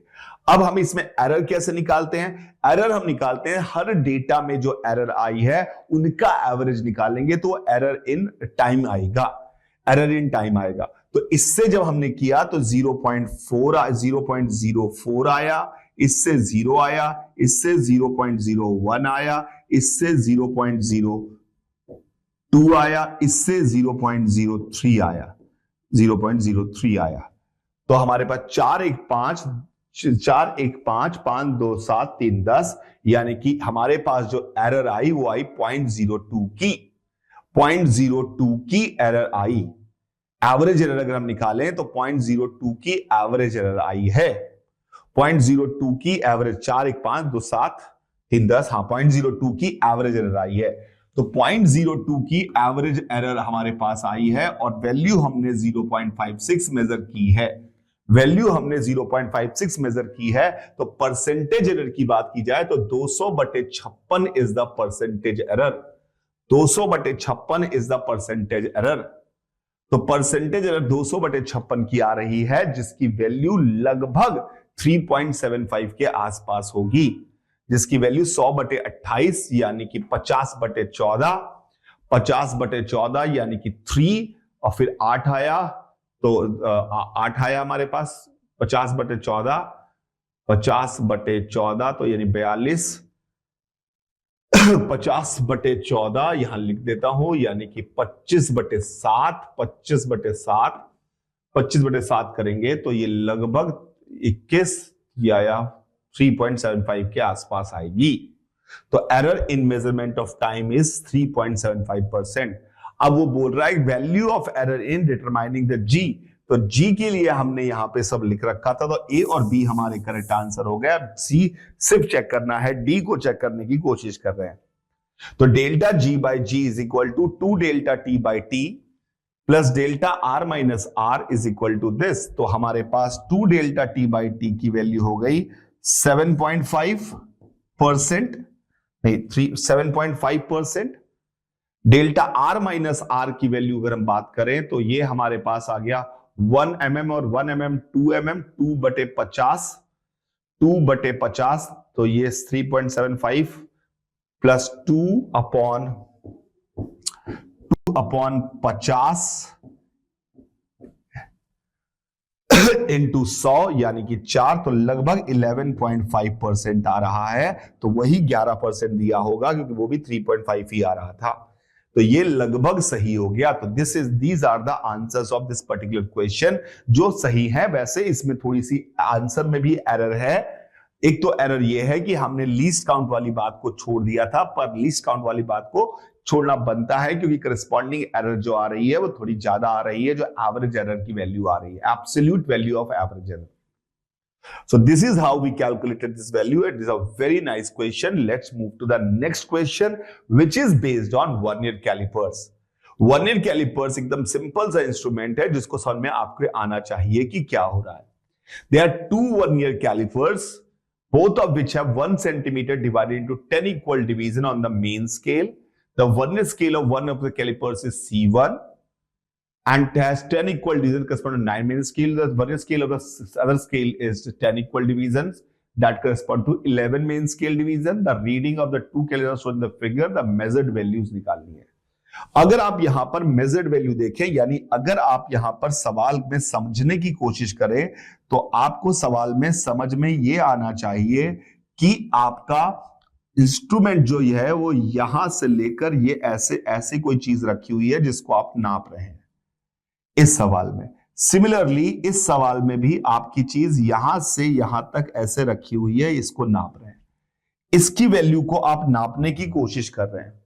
तो आपकी रीडिंग में क्या बोल रहा है कि इसकी लंबाई जो आ रही है अगर आप देखें तो ये 2.8 तक, तो ये 2.8 के बाद तक है, 2.8 के बाद तक है। तो यानी कि 2.8 के बाद तक है, यानी कि इसकी लंबाई पहले केस में 2.8 प्लस आएगी। रट्टा मारने वाले वर्नियर कैलिपर्स के सवाल गलत कर देंगे अगर रट्टा मारे हैं तो। अब आपको दिख रहा है कि आपकी लंबाई इतनी ज्यादा है 2.8 से आपकी लंबाई इतनी ज्यादा है, तो आप इसको कैसे निकालने की कोशिश करेंगे। तो आप ध्यान से देखेंगे कि कौन सा खाना मैच कर रहा है, तो हमें यह दिखेगा ये 7वां खाना मैच कर रहा है। तो यहां से यहां तक की लंबाई वर्नियर कैलिपर्स में अगर देखें तो 7वां खाना यहां पे मैच कर रहा था, 7वां खाना यहां पे मैच कर रहा था। और यहां पर अगर हम देखें तो यहां पर भी इसका मेन स्केल का 7 ये खाने हैं। तो ये जो बची हुई लंबाई है अगर आप देखें तो वो 7 MSD माइनस VSD के बराबर है, 7 MSD माइनस VSD के बराबर है। तो पहली वाली लंबाई 7 MSD माइनस VSD के बराबर है। और आपको पहले वाले में दिया हुआ है कि मेन स्केल MSD की वैल्यू जो है वो 1 mm है, 1 mm है, यानी कि 1 mm का मतलब हो गया यहां पर plus 7 0.1 centimetre has 10 equal division correspond to 9 main scale division, तो उसका हो गया माइनस 0.09 सेंटीमीटर में। तो इसका सीधा सीधा आंसर 2.87 सेंटीमीटर आ गया, यानी पहले स्केल की रीडिंग 2.87 सेंटीमीटर आ गई। बहुत आसानी से हमने निकाल लिया। दूसरे स्केल में देखते हैं कि कौन सा खाना मैच कर रहा है। तो अगर आप यहां पर देखें तो आपका ये फिर से ये एक्स्ट्रा लंबाई है, ये एक्स्ट्रा लंबाई है। तो यहां से यहां तक अगर आप देखें तो 6 मेन स्केल के डिवीजन है, 6 मेन स्केल के डिवीजन है। और यहां से यहां देखें, यहां से यहां देखें तो इस जगह से 5 वर्नियर स्केल के डिवीजन है। तो इसकी लंबाई हो जाएगी 2.8 प्लस 6 MSD माइनस वहां पे 1 2 3 4 5, यहां पर ये लंबाई कितनी है 1 2 3 4 5 6 MSD माइनस 5 VSD, ये हमारे पास इसकी लंबाई हो जाएगी। मुझे कोई फॉर्मूला नहीं आता, मैंने कहा बेसिक फंडामेंटल से लंबाई नापते हैं कि क्या होगी। आपको दिखना चाहिए कि यही एक्स्ट्रा लंबाई आपके पास है 2.8 के बाद। जैसे ही आपको दिखेगा कि यही एक्स्ट्रा लंबाई है तो आपने ऐसे लिख लिया। अब 6 MSD का मतलब हो गया 2.8 प्लस 0.6। अब लेकिन इसका जो 5 MSD है इसका हो गया माइनस 0.55, क्योंकि उसके खाने बड़े बड़े हैं, तो ये आंसर आ गया 2.8।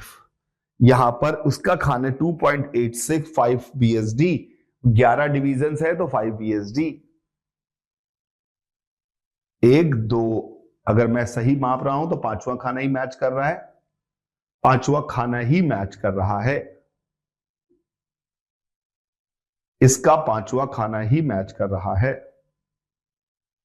तो 6 MSD हो गए 0.6, 5 BSD हो गए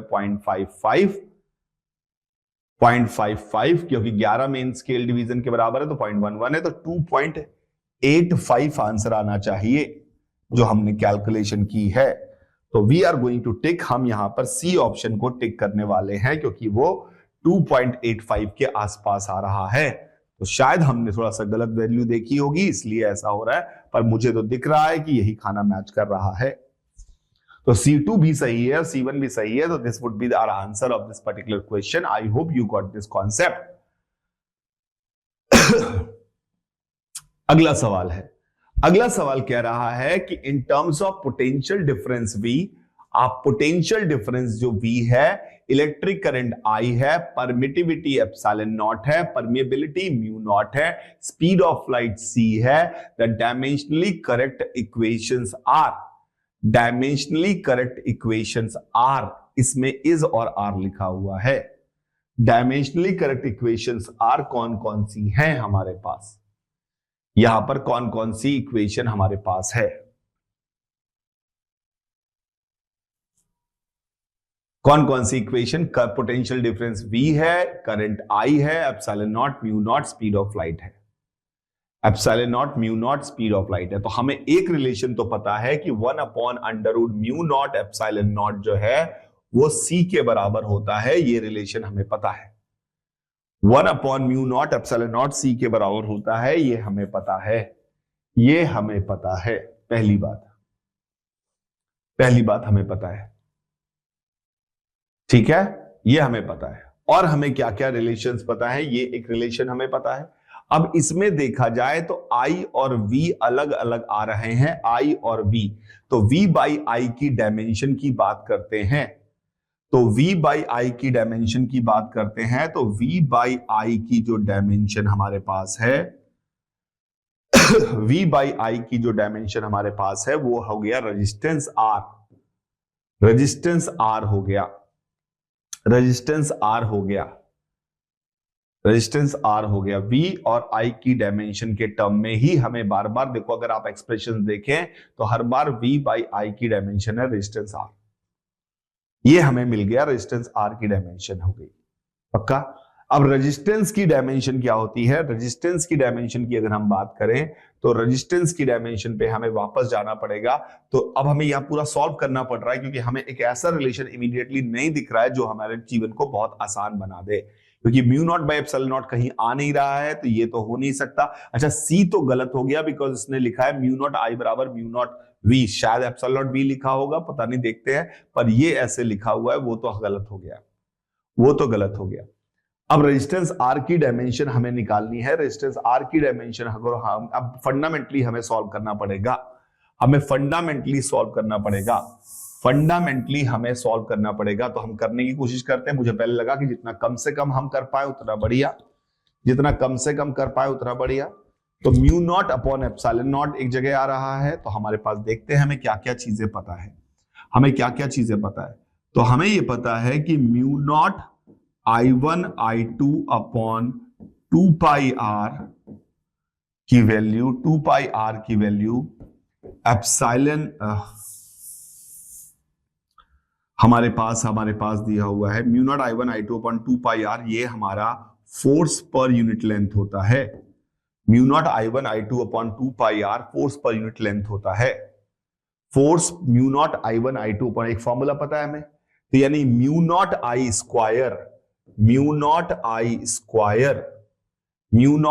square number of turns per unit length, mu nought I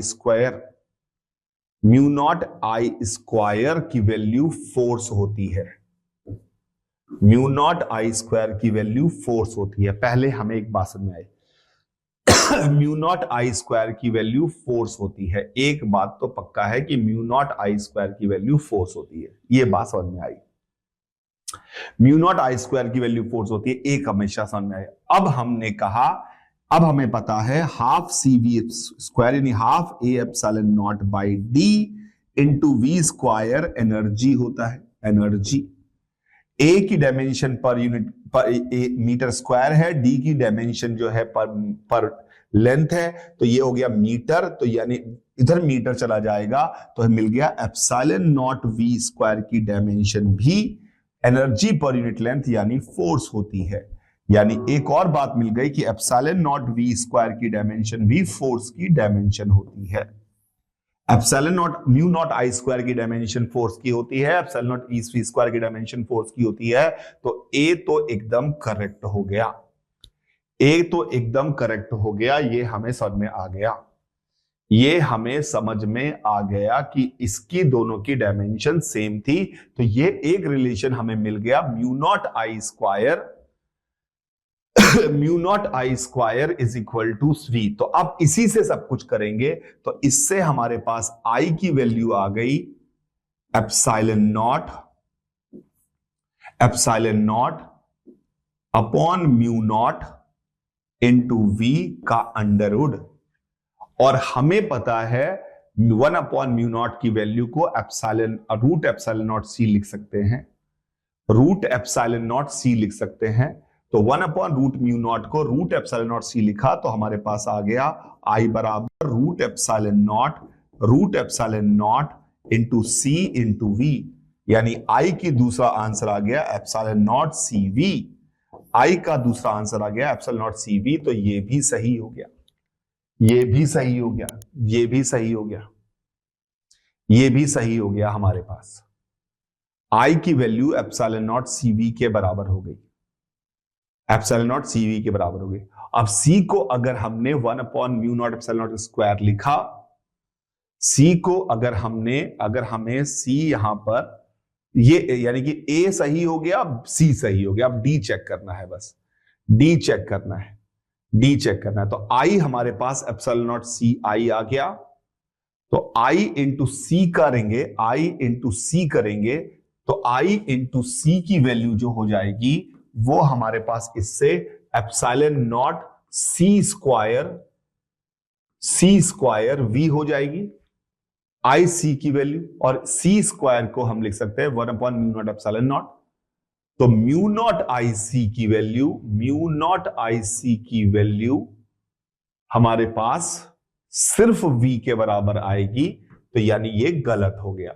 तो हमारा आंसर A और C इस सवाल का सही आंसर है। थोड़ा मेहनत करनी पड़ी पर आंसर निकल आया। You have to figure out कि which correct formula have to be used, otherwise you will be in tremendous pressure of lot of calculations. तो हमेशा आइडेंटिफाई करें कि which formula is known to you, which formula can be used very drastically to get the correct answer. Moving to the next question. This question involves screw gauge and vernier calipers. Let's see, vernier calipers और screw gauge का सवाल है। आराम से पढ़ने की कोशिश करते हैं और समझते हैं कि इससे हमें क्या सीखने को मिल रहा है। Consider a vernier calipers in which each 1 centimeter on the main scale is divided into 8 equal divisions. Vernier calipers है, 1 centimetre main scale divided into 8 equal division, यानी मेन स्केल डिवीजन की वैल्यू 1.25 mm आ गई, 1.25 mm आ गई। Screw gauge with 100 divisions on the vernier circular scale. If the vernier calipers 5 divisions of vernier scale coincide with 4 equal divisions on main scale, यानी VSD की value 5 VSD 4 MSD के बराबर है, तो VSD की वैल्यू 1 mm आ गई। 5 VSD is equal to 4 MSD दिया है, यानी 5 VSD इक्वल टू 5 mm हो गया, तो VSD की वैल्यू 1 mm आ गई। And in the screw gauge, one complete rotation of the circular scale moves it by 2 divisions on the linear scale. Linear scale. One complete screw gauge, one complete rotation of the circular scale moves it by 2 division on the, यानी एक पूरा चक्कर लगाता है, 2 खाने आगे बढ़ता है, ये घूमता है तो ये स्क्रू चलेगा, स्क्रू चलता वगैरह, 2 नंबर दिखाई देते हैं, 1 2 दिखाई देता है अगर ये एक पूरे 100 चक्कर लगाता है। ठीक है। If the pitch of the screw gauge is twice the least count of vernier calipers, तो पहले least count of vernier calipers अगर हम निकालें तो least count of vernier calipers 0.25 mm आ गया, 0.25 mm आ गया, तो पिच आपके स्क्रू गॉज की 0.5 mm आ गई, 0.5 mm आ गई, पिच आ गई 0.5 mm, और एक पूरा चक्कर करने में वो 0.5 mm ही चलेगा। The least count of the screw gauge is 0.01 mm. Least count जो है पिच यहां का, इसका 0.01 mm है, तो उसकी पिच आ गई 0.5 mm।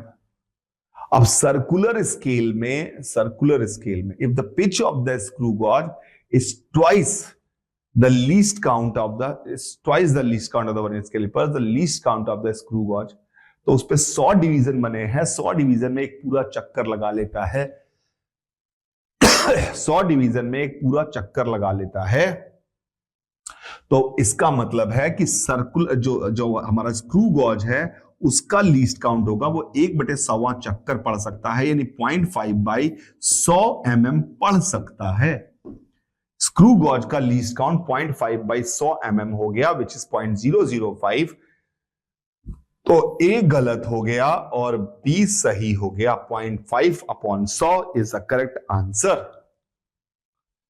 If the least count of the linear scale of screw gauge is twice the least count of vernier calipers, अगर least count उसका linear scale of the screw gauge is 2 times the least count, यानी कि linear scale का least count 0.5 mm है, तो उसके एक चक्कर में 2 बार आगे बढ़ता है, तो उसका पिच 1 mm होगा। तो इस बार पिच 1 mm है, पिच 1 mm है, तो वो 1/100 यानी 0.01 पड़ सकता है, 0.01 पड़ सकता है, तो C is the correct answer. तो इस सवाल का आंसर B और C करेक्ट आंसर है। बढ़िया सवाल था, बस कंसंट्रेशन का खेल था, कामनेस का खेल था, कुछ कर देते तो सब गड़बड़ हो जाती। आपको डेटा को आराम से पढ़कर समझना है, उसके अलावा कुछ भी नहीं था। It's a data handling guide, बहुत सारी बातें हैं, सही से लिखोगे तो समझ में आ जाएगा। अगला सवाल क्या है, वो बोल रहा है Planck constant h, speed of light c and gravitational constant g are used to form unit of length and unit of mass. Then correct option इसमें से चूज करने हैं। लेंथ और मास का यूनिट बनाना है h और c से, h और c से। तो आपको एक बात तुरंत समझ में आई मुझे कि आपका यहां पर हमें क्या क्या चीजें पता है। लेंथ और टाइम को इसके टर्म में लिखना है, किसके टर्म में, इनके टर्म में। Universal gravitational constant, universal gravitation constant, तो Gm²/L एनर्जी होता है, Gm²/L एनर्जी होता है, Gm²/L एनर्जी होता है, Gm²/L एनर्जी होता है, और hc/λ भी एनर्जी होता है, hc/λ भी एनर्जी होता है। तो इसका मतलब है कि इसकी डायमेंशन और इसकी डायमेंशन मैच करेगी, यानी Gm² की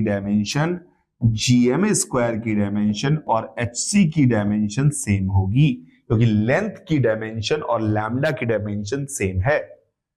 तो m की डायमेंशन यहां पर हमें साफ साफ मिल गई, h की पावर हाफ c की पावर हाफ अपॉन g की पावर हाफ।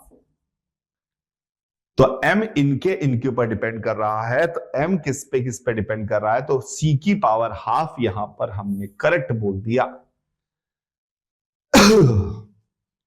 यहां पर हमने करेक्ट बोल दिया। तो m की डायमेंशन हमें यहां पर मिल गई, m की डायमेंशन हमें मिल गई h की पावर हाफ, h की पावर हाफ, c की पावर हाफ और g की पावर हाफ, g की पावर हाफ। ये हमें पहली बार समझ में आ गया कि m proportional to root c आ गया और m proportional to root g गलत हो गया, a सही। अब हमें लेंथ की डायमेंशन देखनी है इनके ही टर्म में। कैसे, मैंने सोचा, तुरंत मेरे दिमाग में एनर्जी क्यों आया, क्योंकि मुझे दिखाई दिया कि यार ये कैंसिल हो सकते हैं। तो ये बहुत इंटरेस्टिंग और इंपॉर्टेंट बात है कि कैंसिल कैसे करके आप तुरंत आपका आंसर अननोन के टर्म में निकल आए, तो आपके लिए लाइफ एकदम आसान है। आपके लिए लाइफ एकदम आसान है। अब हमें लेंथ की डायमेंशन की बात करनी है, लेंथ की डायमेंशन की बात करनी है, लेंथ की डायमेंशन की बात करनी। मास की निकल गई, मास की निकल गई डायमेंशन, प्रोपोर्शनल टू ये आ गई मास की। अब लेंथ की डायमेंशन की बात करनी है, तो मास की डायमेंशन निकल गई। तो अब मैंने इस वाले काम को इस वाले gm स्क्वायर बाई एल को लिखा, एनर्जी है तो m इंटू c की डायमेंशन स्क्वायर mc स्क्वायर, दोनों को बराबर किया, दोनों को बराबर किया, तो हमारे पास L की डायमेंशन आ गई gm बाई सी स्क्वायर की डायमेंशन, m की डायमेंशन आ गई, सॉरी m की डायमेंशन आ गई हमारे पास, L की डायमेंशन आ गई, सही बोल रहा था, gm by C square, L की डायमेंशन, L की डायमेंशन आ गई gm बाई सी स्क्वायर, और m की हम लिख चुके हैं, तो हमारे पास L की डायमेंशन आ गई g की पावर हाफ, h की पावर हाफ और c की पावर -3/2। तो g की पावर हाफ और h की पावर हाफ, यानी कि ये भी सही हो गया और ये भी सही हो गया। तो आंसर ऑफ दिस क्वेश्चन, देखिए दिमाग में कोई ना कोई फॉर्मूला चमकना चाहिए, नहीं तो ये सवाल आपका बहुत समय बर्बाद करने वाला है। अगर आपके दिमाग में रन टाइम पे कोई बढ़िया फॉर्मूला नहीं चमकेगा तो ये सवाल आपकी हालत खराब कर देंगे। तो मुझे उम्मीद है कि आपको समझ में आ गया होगा। अगला सवाल पढ़ने की कोशिश करते हैं। The energy of a system as a function of time t is given as Et is equal to a square e की power minus alpha t, where alpha is equal to 0.2 per second. The measurement of A has an error of 1.25. Measurement of time is 1.5%. The percentage error in the value of E, percentage error in the value of V, E. तो E बराबर हमारे पास दिया हुआ है a square e to the power minus alpha T, log ले लिया तो ln E बराबर ln a square minus alpha T minus alpha T. तो एरर निकाली तो dE बाई ई की वैल्यू आ गई 2dA by A plus alpha delta T. Plus क्यों किया आपने सर? क्योंकि एरर हमेशा ऐड होगी। तो 2dA बाई ए हमारे पास दिया हुआ है, हमारे पास दिया हुआ है dA बाई ए की वैल्यू 1.25% है, तो पहला टर्म हो गया 2.5%, पहला टर्म हो गया 2.5%, 2.5/100।